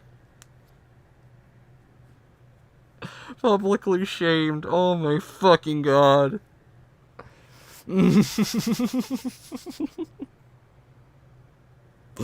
Why is he sounding sad because of this? I don't get it. Because he's on the hardest amount of copium and hopium for Halo Infinite's future. I don't know why he's this butthurt over Bonnie Ross, though. He's acting like Bonnie Ross was his mom, dude. I fucking kinda. Bonnie Ross was his mom, confirmed. Guy thinks he's Judge Dredd. Isn't that against YouTube guidelines? YouTube doesn't care about their own guidelines, so who cares? It's not really against their guidelines to, like... Well, I guess it's a very gray area, because he is saying, like, they deserve to be publicly shamed, and the guidelines are, like, you're not allowed to, like, advocate for your audience to harass people in any way, so... I guess that kinda is against it, technically. But it depends on how you want to look at it, too, because he might just... I don't know. I don't want to give him that benefit of the doubt, to be fair, because I was going to say, like, maybe it's just like, yeah, they deserve to be publicly shamed, as in, they deserve to be put in my video, so I can, like, you know, put them on blast personally, not advocating for harassment, but I don't want to give him that benefit of the doubt, either. Soapium 500 milligram oh, yeah, you meant copium. I thought you were just saying soapium for for a random pun or something. Public shamed is crazy, yeah, fucking hell. It's so stupid. He acts like he's being tough or some shit. I don't even know his Bonnie Ross. I don't even know this Bonnie Ross is, since I'm not in the Halo community. She was like the manager or like the higher up at, like the biggest high up at 343 or some shit. You know, one of the execs at 343 that actually managed Halo and shit. Perhaps Bonnie Ross was his mommy, just not in a parental way. Oof. But dude, he's gay, though, so I don't know if that would work. Because we all know he's gay. He's your average Halo simp. He really fucking is. What they're doing right now. If you're coming to my channel right now to leave a comment saying, we won, or any variant of that, fuck off. There you are again saying fuck up. So why can't you agree to disagree with those people like you said you were? This is the second time you're telling them to fuck off again, and they're not allowed to think this. But you said that they could, and that you were trying to agree to disagree. Make up your fucking mind! He could be bi. I mean, we don't know that, though. I'm going off the assumption that he's gay, because he's only talked about his boyfriend, so... But he could be. I'm guessing she did a bad job for people to be happy she's gone. She didn't do a good one, that's for fucking sure. That's what it is? It makes sense, yeah. Your comment's not being approved. Don't waste your time. If you're a Oh, yeah, that's... Your comment's not being approved. Don't waste your time. Straight up pulling a quantum. He filters his fucking comments. He puts them on hold potentially inappropriate, or no, he puts them on review all if he has to approve them all. So he literally actively filters his fucking comments. That's just pitiful. If you're a content creator and within minutes of that announcement, you put out a video that says, "Is Halo saved?" You are putting views above being a decent human being, and you should be ashamed of yourself. How? How does it make them how does it make them like a terrible person for talking about that to begin with? The time that they did it is irrelevant, whether it was like right after the announcement or a day after or whatever the fuck, but because, you know, the context here is like the act of it is what's bad, right? And I don't see how it is. They're allowed to talk about what they think. You're just fucking butthurt. We all know that this community is toxic. That is not a new thing. I didn't expect this level of toxicity. Oh my god, bro, it's so toxic. Oh shit. It's too much to handle. It's too much, bro. How can we handle all this toxicity? It's not like every other fucking fandom out there or any fan base of anything is a fucking toxic cesspool. Holy shit. Maybe she was his hope for turning him straight. Was gay till he saw Bonnie? Damn. You know what? New headcanon. Mayo moment. Definitely, like, he's definitely contradicting himself enough in this video to say it's a Mayo moment. Not our fault. She almost killed Galo. I mean, there's no almost. I think she pretty much did. I don't know if it's salvageable, dude. Honestly, being sad about someone leaving who was known for doing a bad job just seems like that sadness is horrifically misplaced. It also is, but he's allowed to have that opinion if he, you know, wants to. I don't really care. But it's just like he's backpedaling on whether or not he can agree to disagree or not, and then he keeps saying fuck you to all the people that disagree with him. I had hope for this community before today, and I don't know if I do now. I need Halo to be part of my life again. Bro, that's pretty sad, I'm not gonna lie. Just go play the old games, go try some new games, go outside, touch some grass, get off Reddit, get off Twitter. You know, spend some time with your boyfriend, I guess, like your fucking significant other. Just stay the fuck off the internet, bro. That honestly sounds like what you need. You know, it wasn't after Reach. And I wanted a community that was healthy. And I feel like this has just shown that we can't be. We never will be. I mean, good. I don't really give a shit. Every fucking fan base is toxic anyway. Like, point out a fan base to me that isn't toxic in some regard. Holy shit. Mayo, the king of contradictions. I mean, if he's not, he's soon to take the crown, that's for sure, if he isn't already. It's just a video game, it is, and he's treating it like, that's what I mean when I say this guy, like, identifies himself with Halo too much. It becomes, there's, like he personifies himself with it, if you get what I mean. He makes it his identity. Dude, play the games, or the older games, Jesus Christ, exactly. Just go play the old games. Go try new games. Do something else. Move the fuck on. It's just a video game. Bro, is he cheating on his boyfriend on Galo Infinite? Or Galo Finite? That's sad, man. It really is. Doesn't matter what happens. If we can't even be decent about someone having medical problems, whether it's with them or with their family, how can we hope to be a good community? I just don't know what to say anymore. This community is currently a toxic place. We need to change this. It's not. If you believe as I do, call the toxicity out. That's. We can't. You are actively being toxic in this video. You are spitting vitriol. Fuck you. You can't have that opinion. You know, I guess I'm gonna have to tell you to keep that same energy, bro, because if you want people to stop being less toxic, first of all, maybe start with yourself. Don't act like you're this fucking virtuous, holier-than-thou type of individual. 'Cause that's some dumbass fucking mentality. You can't mention Undertale when Nier is around? Oh, what? Shit. Undertale is a pretty non-toxic fan base with no questionable fan art whatsoever? Yeah, totally. I totally believe you. I spent all week coming up with...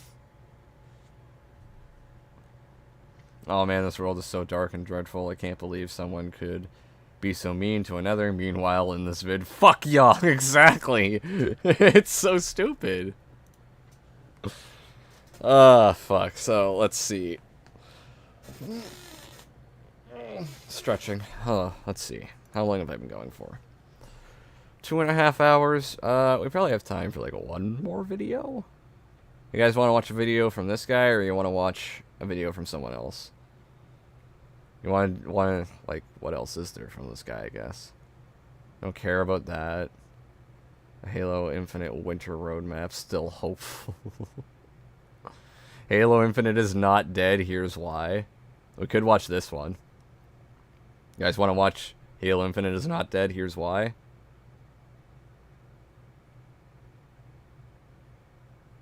Like I said, Sammy V, I'm going to have a look at those off stream beforehand and see if I want to look at them on stream. But I have them written down. Or screenshotted, rather. Bean Sprouts Ultra Kill Pistol vid? Ooh, why? I don't even know what that is, Nier. Did we watch that together? Because I don't remember. Watch Under the Bun video? You said you didn't want Mayo earlier, Fred Doomer. You're so confusing. Let's watch someone else. Well, we can watch someone else, that's for sure. I don't know the Bean Sprout video Nier. I guess we could go back to fucking Mayo if you guys really want, if Fred Doomer wants to. Oh, Under the Bun's a different YouTuber? I don't know who the fuck that is. Well, if you want to watch someone else, I had someone else written down is the thing. I had another thing I wasn't sure if we were going to watch, but we can watch. But if you guys want to watch that shit, I'll watch it down for another one. Or, write it down for another stream. Fucking hell. We could watch Stu. I mean, maybe as a quick palate cleanser after this, we might have to. Because I wasn't sure if we were going to watch this tonight or not.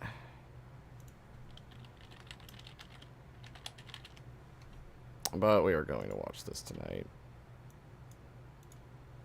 And I'm going to kill myself.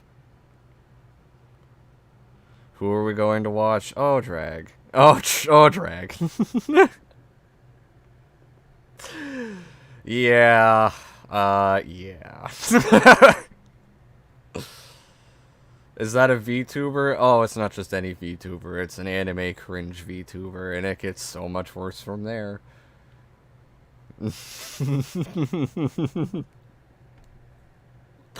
Just everyone's reaction. YouTube, please don't demonetize this video. It's a serious discussion about a current issue. Please enter this with an open mind.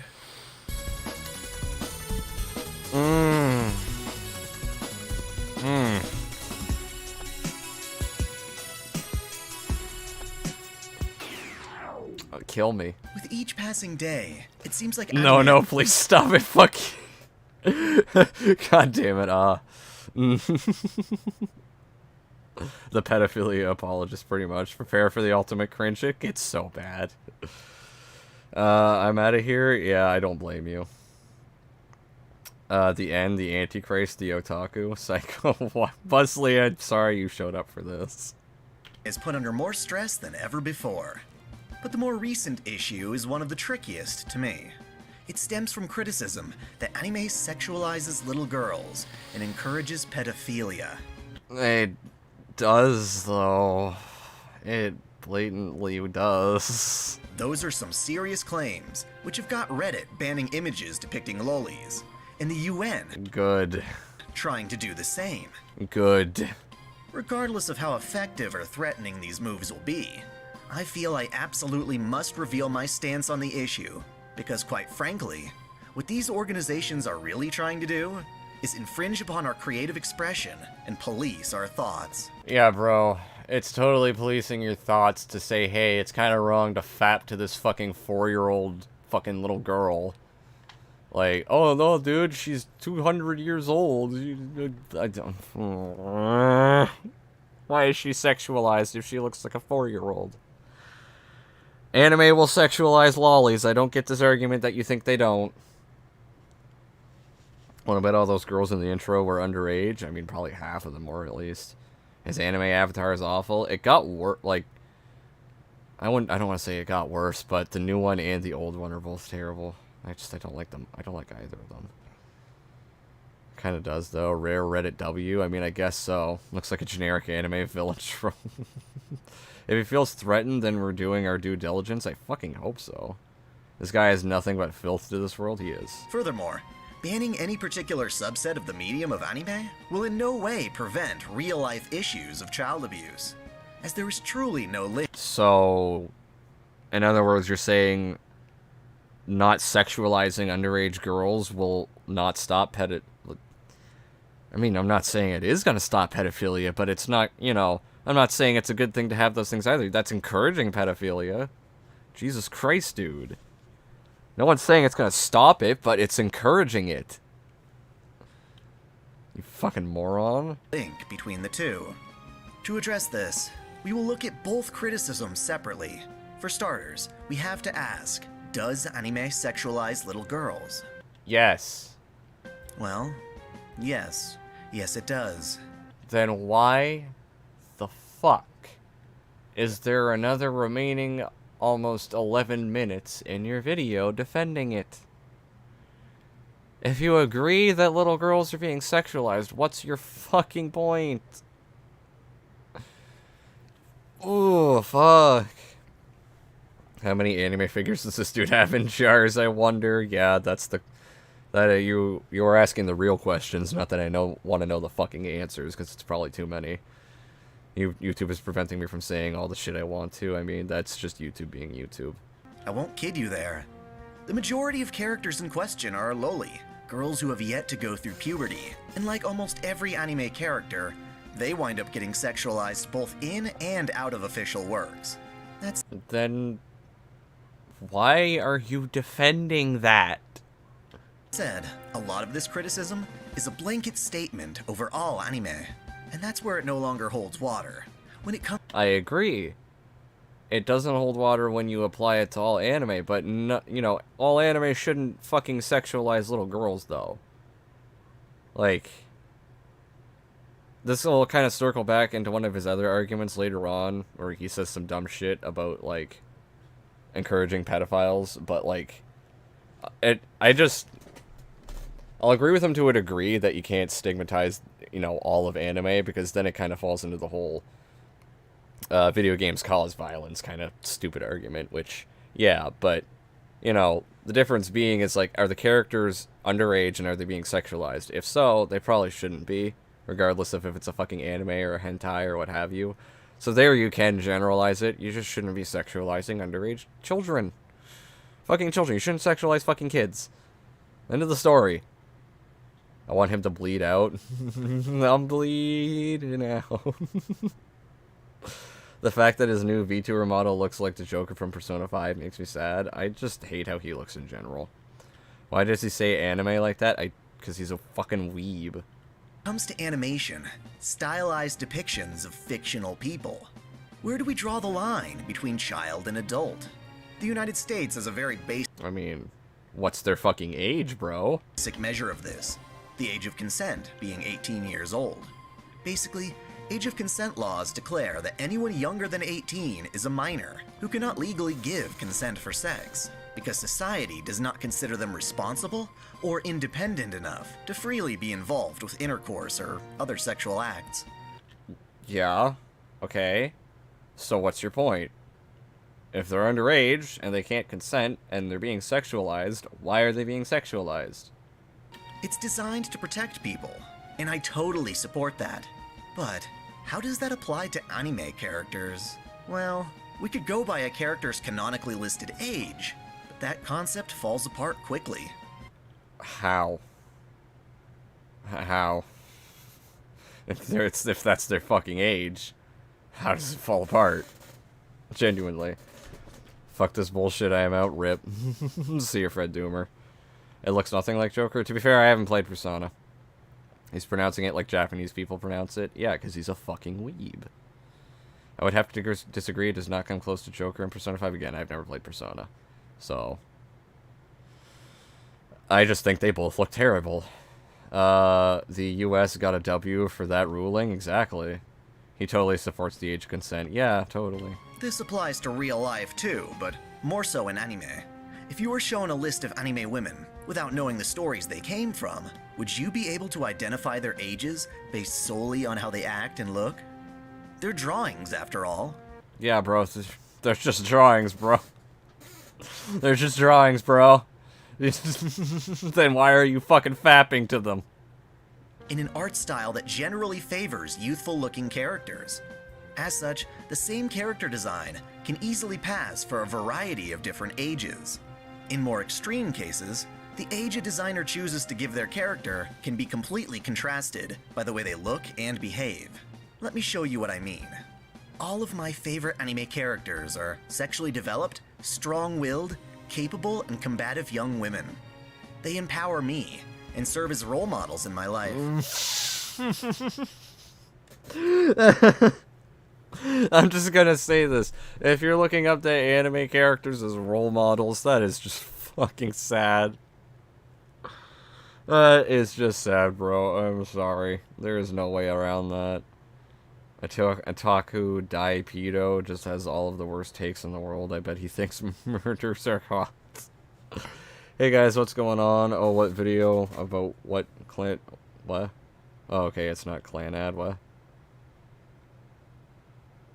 A video about clan ad? I don't know. If that's the anime, then yeah. But no, this is a video about Otaku Daikun. Psycho, this dude sounds like he has a fedora. I wouldn't be surprised.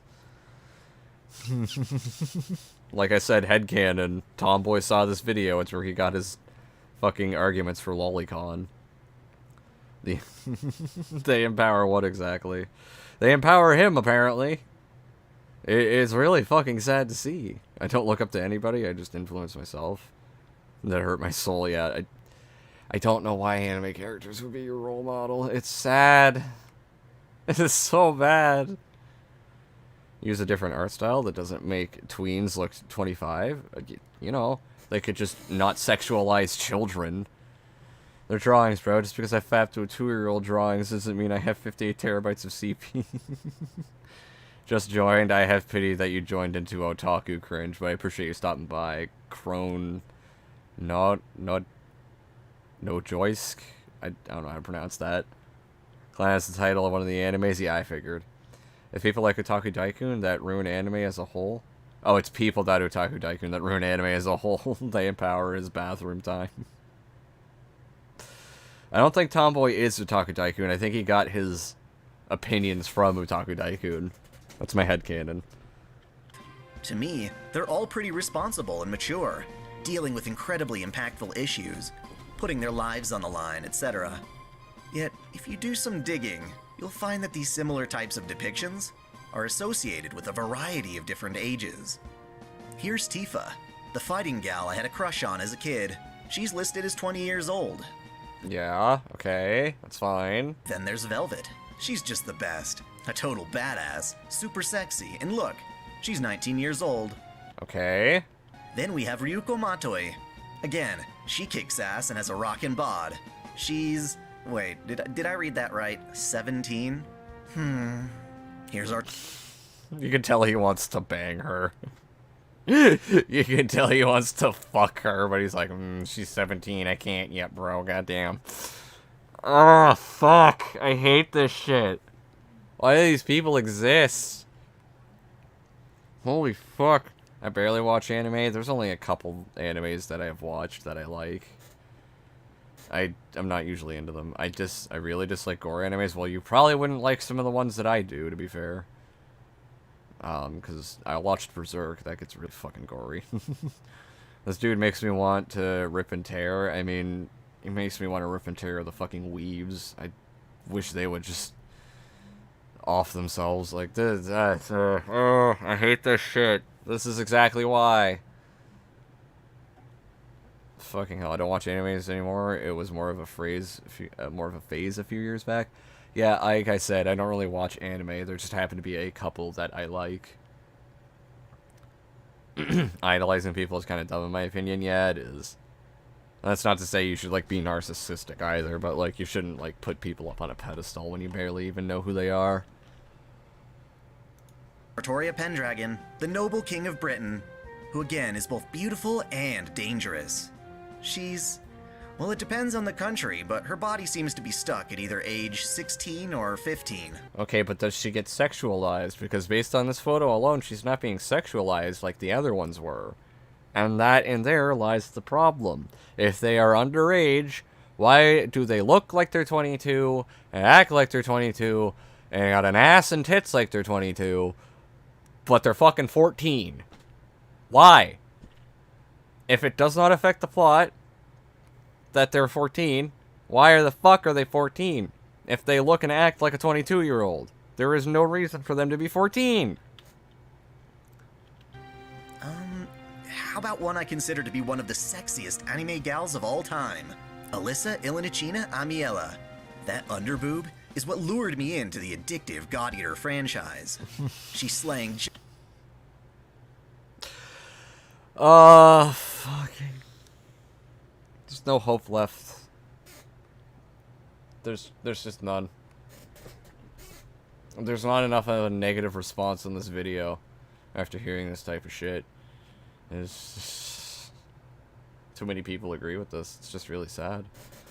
Liking anime, yeah, fucking... I automatically take people with animated 3D avatar and YouTube videos for morons. Change my mind. Yeah, I don't care for VTubers. Wait, I think my boyfriend watches videos. I'm not 100% sure, but I think he linked me to his video to explain the Fate Go lore. I don't know what anime that is. What's up? Got here from Griffin Stream. What's up, homie? Wait, what? Griffin Stream? What the fuck you mean Griffin Stream? Unless you saw me on one of his streams, to be fair, because I am there watching him a lot of the times. I don't think fucking Griffin would be looking at me on his stream. But yeah, we're watching otaku, sadly. But if you watch Griffin, then you're probably accustomed to that, thankfully. Holy shit, that underboob. I'm gonna watch this anime solely for that outfit. Nerd emoji, exactly. It's so fucking pitiful, dude.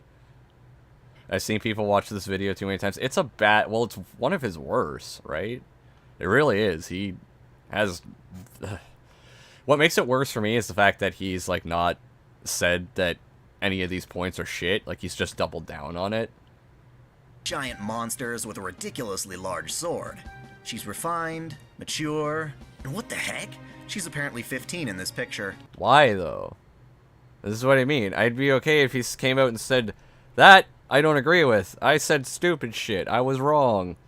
Like, this video's an L altogether. But no, he fucking doubles down on shit like this. Yeah, bro, it's totally okay to sexualize the fucking 15-year-old, even though she acts 22, it looks 22, and, you know, but she's 15. It's totally fine, bro.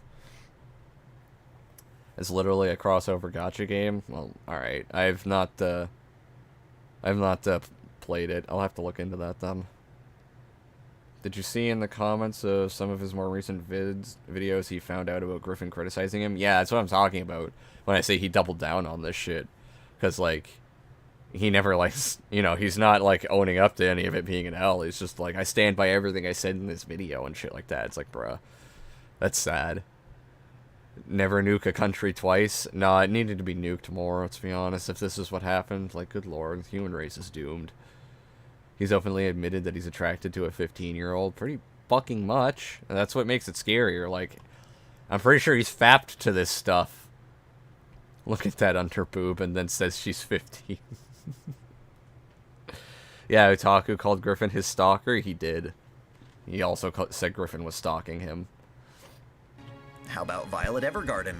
She's an earnest, professional woman who is exceptionally mature. capable of taking on entire military squads single-handedly. How old is she? Okay, but is she sexualized? I don't see her being sexualized here. If she is, then why is she 14 and shit? Why is she being sexualized when she's 14? If she isn't, it's fine. If she is, why is she 14 and being sexualized? You get the fucking point yet? Violet Evergarden was never sexualized? Well, then there you fucking go. Then it's null and void. This is not a point to your argument. Maybe if we nuke them 2 more times, they will go back to being samurai tough guys. I don't think there's any hope left, bro. Then the most insane. Yoko lit. Eat that Daikun 445. I'm pinning that. Wait, shit, what did I do? Okay, I pinned it, alright. I thought I pressed something else by accident. Fucking hell. That's funny as fuck. From the first half of Gurren Lagann, one of the most iconic sex symbols in anime, is listed as 14 on Wikipedia? Why? You don't have a fucking defense for why they are, if they are being sexualized. This is why I've never watched anime besides Dragon Ball. That's fair. I've only watched a couple.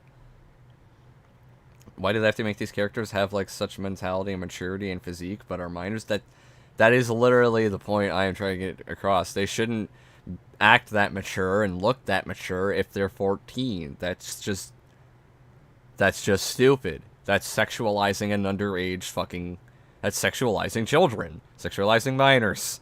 Quite literally sexualizing minors. How the fuck did Japan go from normal people to pedophiles? I don't know. What does that say about me? Honestly, nothing. I like all these... Oh, it says a lot about you, Otaku Daikun. Don't you worry.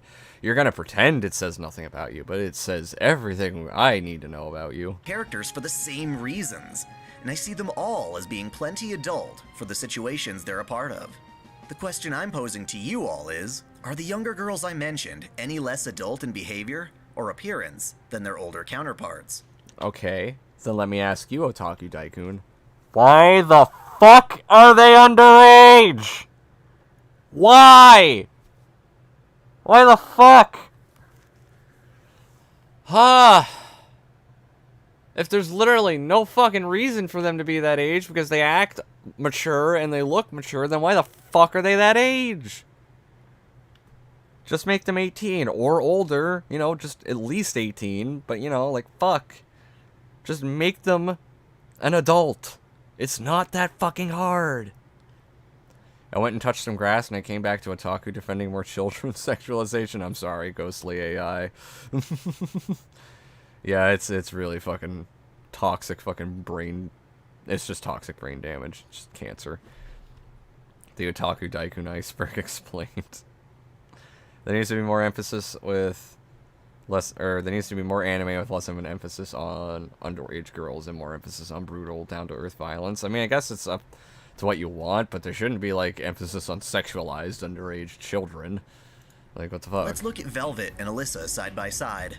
To me, I see no difference between them in terms of appeal. Heck, between them, Alyssa could very well be the more mature and responsible of the two. If I find Then why the Alyssa attractive for the same reasons I find Velvet attractive, and Velvet is okay, then Alyssa honestly should be too. No. That is a very bad comparison. That's just like, hey, you know, this chick here, yeah, she reminds me of my ex-girlfriend. She's got tits like my ex-girlfriend, an ass like my ex-girlfriend. She acts like my ex-girlfriend. She's mature like my ex-girlfriend. What the fuck do you mean she's 13? What the hell? Like,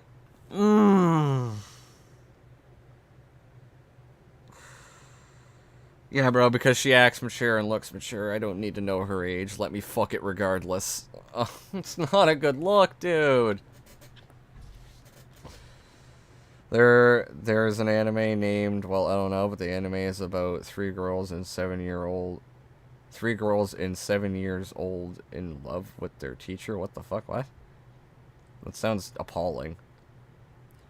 And shouldn't these underage characters being depicted this way give you the sentiment that the author has a sexual fantasy for these characters? Precisely. That is another point against this as well. It implies the people drawing them like that are fantasizing about little girls being sexualized like that.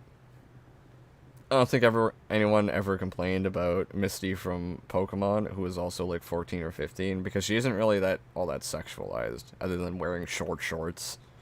But, you know, she's not really, like, sexualized, I would say. So it's just, don't sexualize underage fucking girls. You can have girls in anime, obviously. You can have fucking people of any age, but don't sexualize children. It's disgusting. Let's look at Artoria.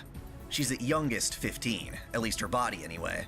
While there is a design of Artoria where her body was allowed to age, and this design is definitely more curvy, that doesn't mean a more endowed physique means someone is inherently older.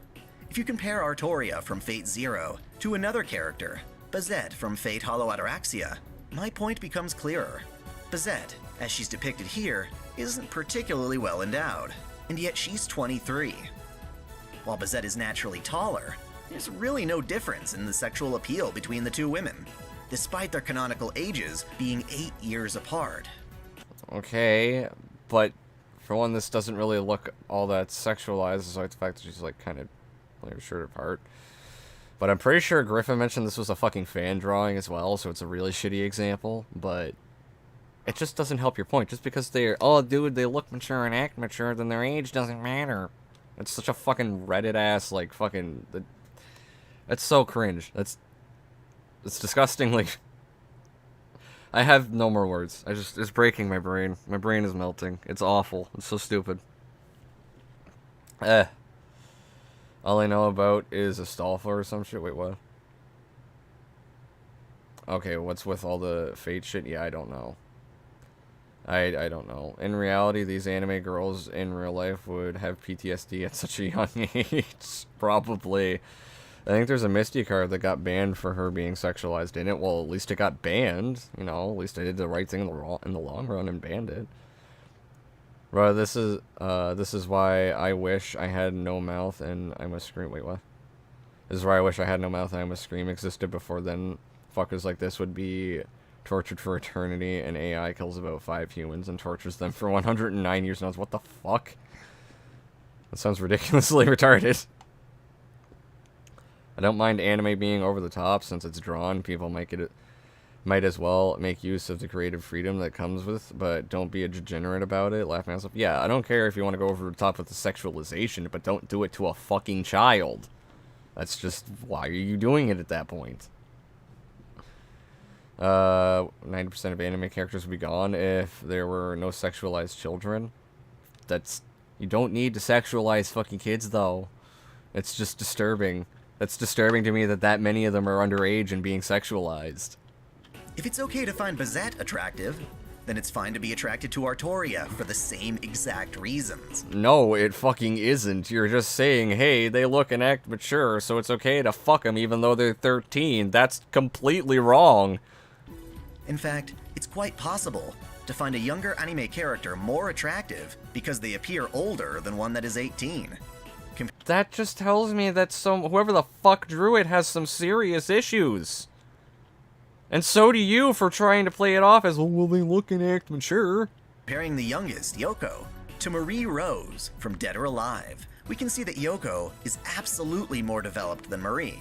And yet, between them, Marie is 18 while Yoko isn't. Then why? If she could easily pass for older, why the fuck is she fucking 15 or whatever the hell? This dude is a degenerate. He's beyond degeneracy. He's just... he makes me want to fucking die. I don't mind anime. Oh, wait, yeah, I read that. We need Gordon Flowers to talk to this guy posing as a minor, yeah. This is further exaggerated by how Marie acts. She's childish. I thought Yoko was like 25. Therein case lies my fucking problem with this shit. Why does she look that age? That is exactly my problem. She is 14 and considered anime's sex symbol. Yeah, that's fucking disturbing. Energetic and whiny, while Yoko is determined, maternal, brave, and understanding. I don't view any of these women as little girls the way they're depicted. The only real Are my sentences weird to read? No, I'm just autistic sometimes. That's not you, that's me, Lo-Fi. Don't worry about it. That's just me being autistic. difference between them is that their respective artists slapped a different arbitrary number on them. Age is just a number. He really pulled the age is just a number card, and it's arbitrary. Age is arbitrary. It's all arbitrary, guys. You know what? It doesn't matter if she's not 18. I can still fuck her. It's arbitrary, right? She looks 22, acts 22. I don't care if she's 13. I'm gonna fuck her. Age is arbitrary. Ah, my God. How the fuck can you think like that? Like, honestly. Dude needs to go back to whatever fucking hole he crawled out of and just die there, honestly. What is this dog shit ass music? Yeah, I'll agree. I really don't like his music either. Age is just a number. Prison is just a building. Everyone, no, I can't advocate for that. I'm sorry, Wolf. I can't reasonably advocate for that. That's, you know, that's being a dick. But, you know, you do you. Victoria, Yoko, Ryuko, and Alyssa could all have been labeled 18 or older, and nobody would have found that unbelievable.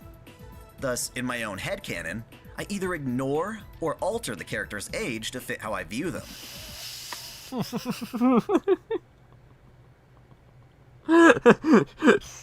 It's okay if I pretend she's of age.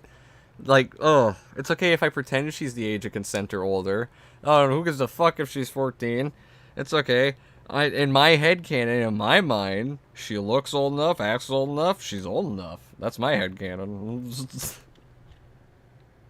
I fucking know. Oh, God, bro. Yo, man, happy I caught a stream live. Fuck, now I'm being autistic. Yo, man, happy I caught a stream I live your stuff. I just found you like a week ago, but it's dope stuff. Well, I appreciate you stopping by the stream, homie. Fucking, what? Christ, I can't think. This is giving me genuine brain damage. I appreciate you stopping by the stream, homie. You found me like a week ago. I'm wondering if it must have been something else because I only got the other video out a couple days ago. I would advocate for it simply because this comes off as defense for pedophilia. I'm just not going to because I don't want people to have a reason to fucking clap me and be like, oh, he advocated for this shit. I don't need people to have a reason to do that. But that's why I said, you do you. This is just fucking weird. It's beyond weird. It's really stupid. It is really fucking bad. Also, Prodeus is fucking legit. It's a great game. I've been loving it.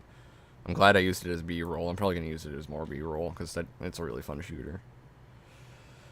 That's what every guy who went to jail for a meeting with a minor said, too. In my head, she's old. Yeah, dude, it's like in my head canon, she's old enough. It's alright to fuck her. Like, that's so bad. A person's age means something in reality, since age laws are there to protect real people. But fictional characters do not require this protection. That's one of the things we love about fantasy, its ability to remove itself from the limitations of reality. Ugh. Inversely, So, my fucking God. Yeah, dude, it's not a real victim, so it's okay. there are some characters who are actually aged way older than they look. There's Shinobu from Monogatari. She clearly looks like a young child, but is actually older than the entire cast. Fucking why? Why the fuck do they need to be like that? Even Ilia in Fate Stay Night is technically the older sister between her and Shiro. All in all, ages in anime are mostly arbitrary. Ages are arbitrary. Oh no! Ages are arbitrary. How the fuck? I got a notification. I appreciate you. I'm not gonna be able to see who it is, but I appreciate you. But fuck, dude. Ages are arbitrary. Like, how the fuck are you actually gonna say that? That shouldn't be a good thing. Yeah, no, it really, you shouldn't be able to fucking, like, they should just be an adult. Like, end of the fucking sentence. Period. They should just be an adult. If they look and act like an adult, they should just be an adult. They don't need to be 14. That's the worst argument I've heard in a while. It's beyond stupid. Femur breaker. Oh my fucking hell. Yeah, guys, I only watch Lord of the Rings because because Galadriel is hot. No other reason. It really is age is just a number argument. She's actually 40 million. She's actually 40 million years old, bro. It's okay. Join Psycho's VC? Damn.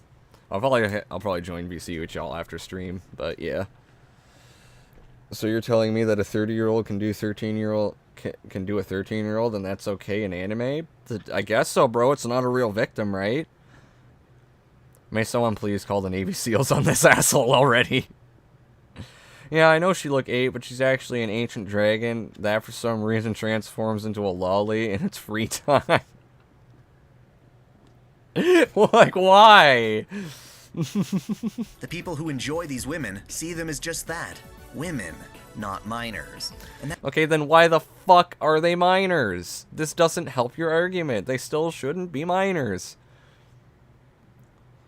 You, Near, and Potato should just start a podcast talking about random shit. I mean, that could be fun.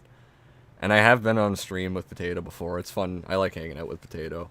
Him and I hang out way more off stream than we have on stream. Like, I've played Elden Ring and shit with him. Potato's cool. And that's because of how they're drawn and presented. Whereas some people look at a character's age and see that as a justification for being attracted to genuinely childlike girls. And that is where Loli comes in. Why the fuck is she drawn like that? She got her fucking ass cheeks hanging out. She's fucking blushing. Like, why the fuck is she drawn like this? Oh.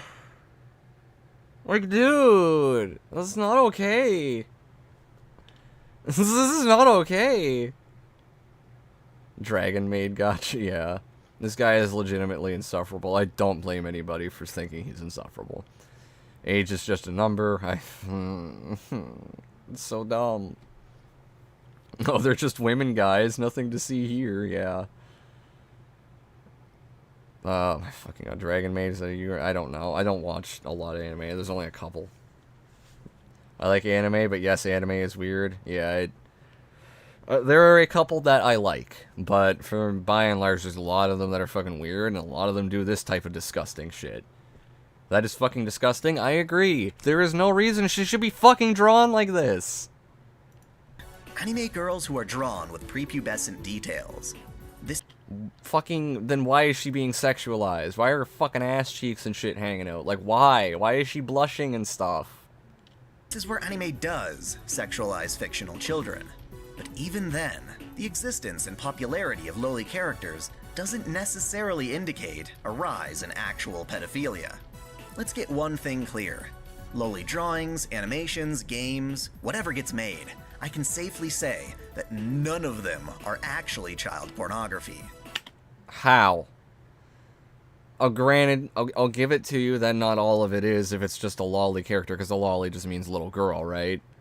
But, you know, if it's sexualizing that loli, then how is it not child porn? Especially if it's literally loli hentai. That is literally little girl porn. That's what that would translate to. How the fuck are you that dumb? Watch Bungo Stray's Dog. It's pretty good. I don't know what the fuck that is. They are children. Yeah, it's child porn. The contents of it is child porn. Fullmetal Alchemist is the best anime, and I don't have pedo bait. I watched a little bit of it. I, for some reason, couldn't, like, get... I never thought it was bad. I just, for some reason, never felt the, like, urge to sit down and watch more of it after a little bit. And I gave it, like, 2 different tries, so... They're drawings made by adults, voiced by adults, written for adults, for adults. You know who else consumes child porn? You know who else produces and makes child porn? And then, you know, consumes it? Adults! This is not an argument. What's your fucking point? Children are not involved in the creation of these works, and nobody is being exploited. Okay, just because it isn't exploiting a real-life child doesn't mean the contents of it isn't depicting a child being sexualized and fucking railed, which means it is literally child porn. You moron. You fucking troglodyte. What games are you excited for? I mean, to a small extent, MW2. I'm gonna see how that is when it comes out, and I might actually pick it up, but I don't really follow a lot of gaming news. I'm not super excited for Starfield. I don't want to put it that way, but I'm looking forward to see what it's like, if that makes sense. Like, I want to see what it's like, see if it's any good, all that shit. So I'd say I'm kind of looking forward to it, but I wouldn't say I'm like super hyped, you know what I mean? But that's one that I'm keeping on my radar. Should I make one of those why Ultra Kill must be Doom Eternal type videos on Otaku Daikun? Just make them, yes, please. That would be fucking hilarious, Drag. I fully recommend it. Some of its viewers may be genuine pedophiles. That doesn't mean we can blame loli hentai for... I just want to go back and make sure everyone hears this. Just want to go back and make sure everyone hears this. Of its viewers may be genuine pedophiles. That doesn't mean we can blame loli hentai. We can't blame loli hentai for people being pedophiles. I'm sorry, but last time I checked, the people that consumed loli hentai and child porn were pedophiles. Excuse me? How can we not blame literal loli hentai for pedophilia? If you hadn't said anime, you might have had a fucking point, because he's gonna try and spin this as the whole violence in video games argument, which it could be. If he said anime as a whole, we can't blame anime as a whole, like, sure. But loli hentai specifically? Are you fucking retarded? I think my backlog is more exciting than new releases. Yeah, I have a backlog as well, too, and I would agree. My backlog's probably more exciting. Can we just watch full episodes of Breaking Bad to ease the pain? Fucking hell. I mean, I would. I do actually like Breaking Bad, to be fair. This guy cannot be for real, dude. He somehow is. That's a yikes for me, dog. I'm fucking done. I'm going to be friends noose. I'm going to be friends with a noose now, alright? Average YouTuber. Yo, you should make room for me on your way out. In the noose, I mean. We can share. Oh yes, Callisto Protocol. I fucking love Dead Space. There's the same guy behind it. I don't know if I, really... Like, I saw some gameplay of it. It's a little...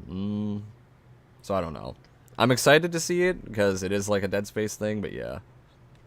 I've been tempering my expectations with that. Could be good, could be shit. We'll see. Yes, you can. That's like, not blame cuties for being pedo bait. I mean, yeah. I'm saying you can't blame... Like, if he had said anime as a whole, then he might have had a point. But he says loli hentai. It's like, yes, we can blame loli hentai. You fucking retard. You fucking idiot. For their predatory behavior, should it arise. Someone who indulges in fantasy must be old enough and mature enough to realize that the fiction they're immersed in is just that. Fiction. Okay, but doesn't it say something about the individual in question? If they're choosing to immerse themselves in child porn... It's one thing if you're making that case about anime, but literal loli hentai is child fucking porn. You should not be trying to make the case that, oh, they should be adult enough to consume it without hurting anyone. That's stupid. It's child porn. No one should be consuming it to begin with. The same applies to the worn-out attack on violent video games. Even if you were to find a correlation between someone's exposure to lolis and their treatment of children, the correct solution wouldn't be to strip away the artistic content. No, the correct way is to be responsible for what you consume and enjoy. So we shouldn't strip away child porn, guys. You just gotta be responsible with your child porn, okay, guys? Be responsible. Be responsible with your loli hentai, okay, guys? I'm interested in Starfield, but not hyped. I'll try it on Game Pass and buy it if I like it. Yeah, like I said, I'm not exactly, like, super hyped, but I am looking forward to see what comes of it. If that makes sense. Loli hentai equals ethical child porn. Yeah, according to him, apparently it does. In the case of banning lolis, this becomes a very slippery slope. Right out of the gate, when Reddit declared their ban on loli, people were getting kicked off for posting pictures of anime girls that no one in the anime community would consider lolis. The girl pictured here is not a loli. Okay, then why the fuck does she look like she's 9 years old, dude? Alright, straight up, this bitch looks like she's somewhere between 9 and 12 years old. Why the fuck are you saying she's not a loli? She looks like she's fucking 9. Going by the exact same logic I presented earlier, she could easily be 18 or older. Thus, Again, why does she look like she's 9? what these bans are going to do is flood the internet with bigots who think they know how mature a fictional character is better than you do.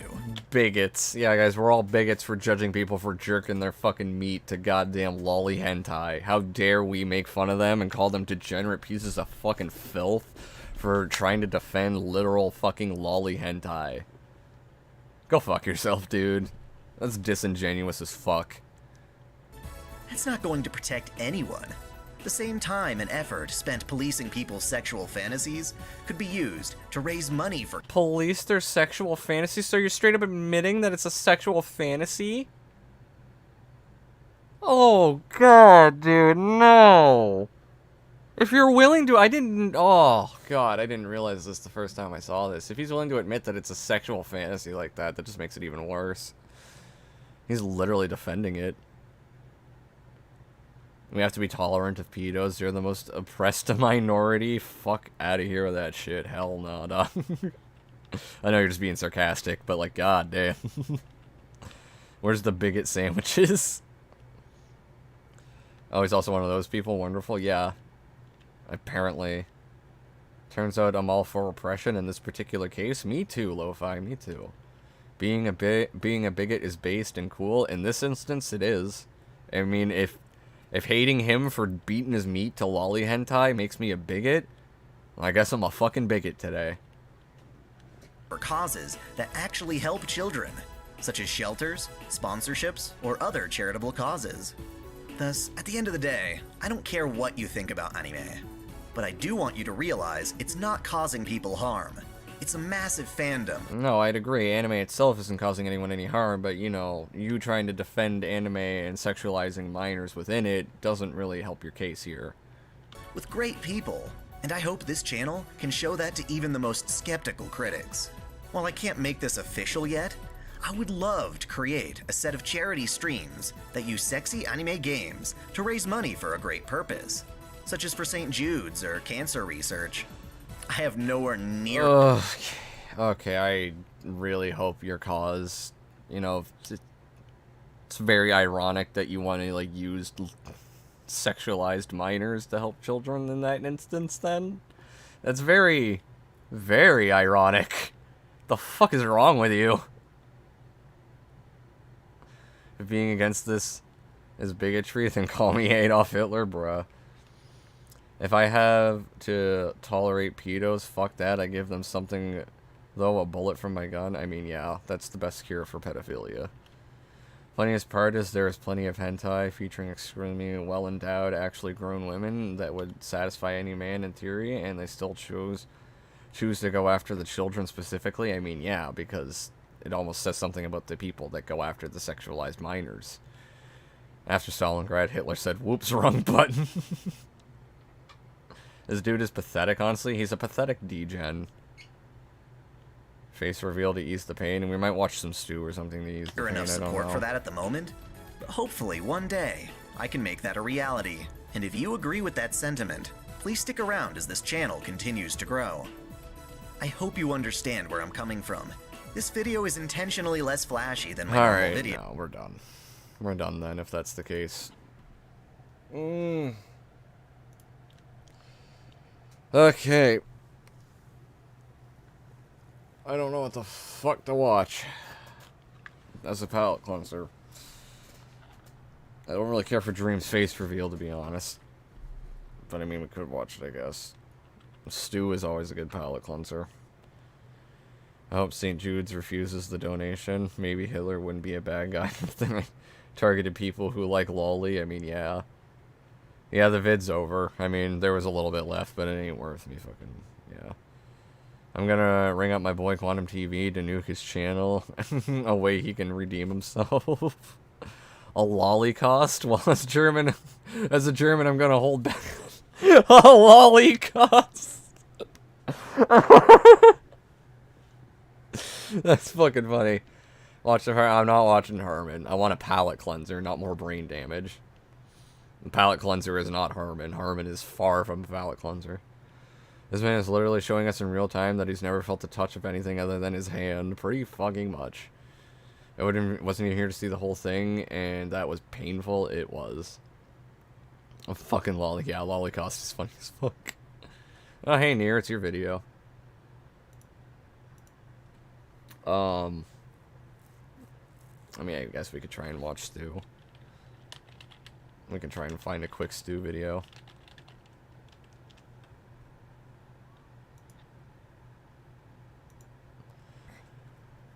Stu gets DDoS. I've seen that one. Let me look at specifically Stu videos. Filter them. There's the Onion review. There's a whole playlist of the reviews.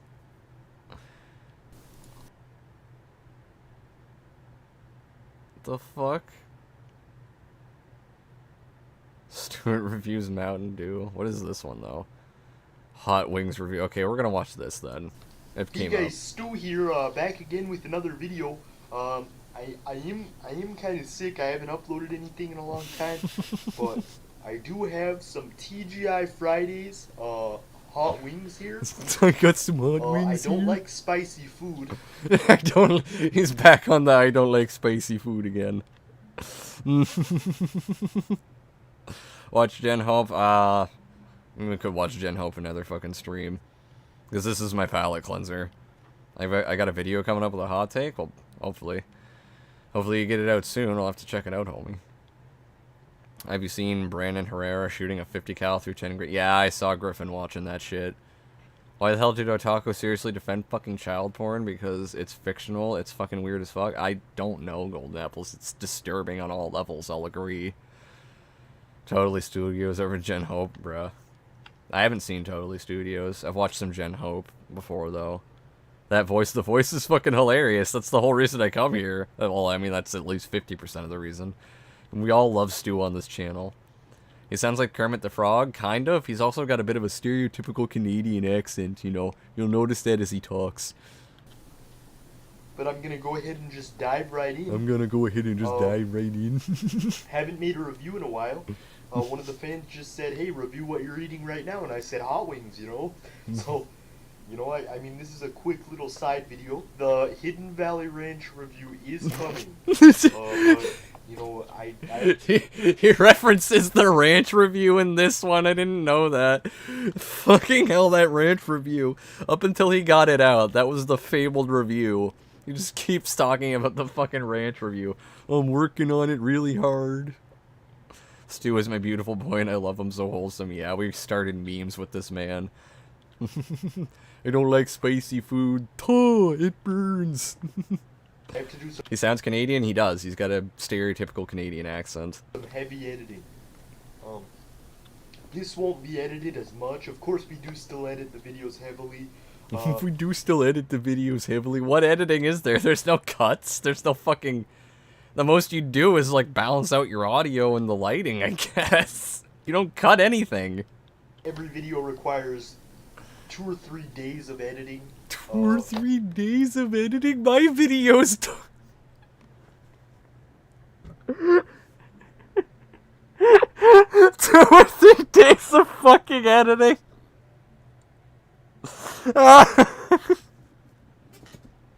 Oh, fuck, this is great. Oh, shit. It sounds like Kermit high on meth. It burns was the onion, wasn't it? Yeah, it was the onion. Have you seen the video, A Deep Dive into Anime Fan Service by Lex Torius? No, I haven't. I do watch deep dive videos, but I don't know if I'd watch one about anime, because I just don't care that much. I'm tempted to sub to him. This guy, they don't really make videos anymore, but it's like a re-upload channel, but this is my palate cleanser. This is what I come to for a fucking laugh. It's just so stupidly funny. If you're curious, it's all like satirical and shit. Like, it's like irony and satire. I don't really know how else to put it. Like, they aren't genuine. They aren't being serious with these types of reviews and shit. We don't just, what do you think we do? We just, like, upload them straight to YouTube from the recording? You know, That is very clearly what you do. You very clearly just record it and upload it. no, that doesn't work like that. Yes, it's very clearly what you do. I'm just gonna go ahead and dive right in.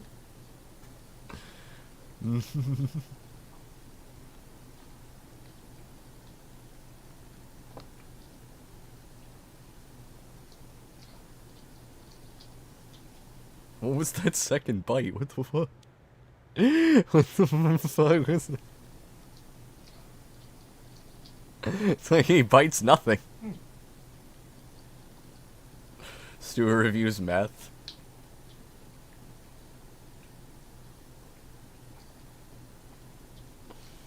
He just keeps fucking eating it. He's not actually reviewing. He just keeps fucking eating. Oh my fucking god, Stu.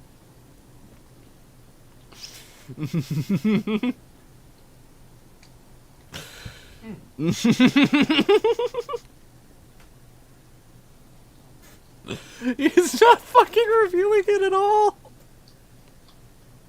Fucking Christ. Finger licking good. I kid, of course. Okay. Fucking. This man is so fucked. This is Stu over Griffin Gaming for sure. The Stu reviews Lollicorn. Please no, don't ruin Stu like that for me. TF2 heavy sandwich sound effects. Mukbang stream? Nah, this is just Stu reviews. But, yeah, these are really cool. Oh, what's this one? This wing looks different. I've never actually had hot wings before. But How have you not had hot wings before? What? Whatever. This one looks different. I'm kind of afraid to eat it. Will I die? Will I die? I'll do it for you, YouTube. Will I die? Jesus fucking Christ. Oh, fuck. Well, he's just gonna devour the whole fucking thing before he says anything about it again. That's good to know. DSP made a mukbang where it takes him 30 minutes to eat 2 slices. Yeah, I watched Griffin watching that. This isn't really a mukbang. Stu is just like all satirical stuff. They're like ironic satirical reviews. Did you just fucking stick his... Okay. He just started tonguing it.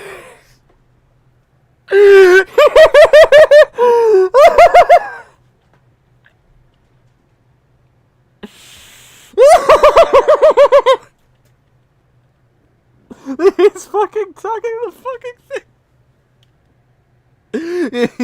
thing. Oh, fuck. He's just tugging the bone. God damn. This is funny as fuck. Okay.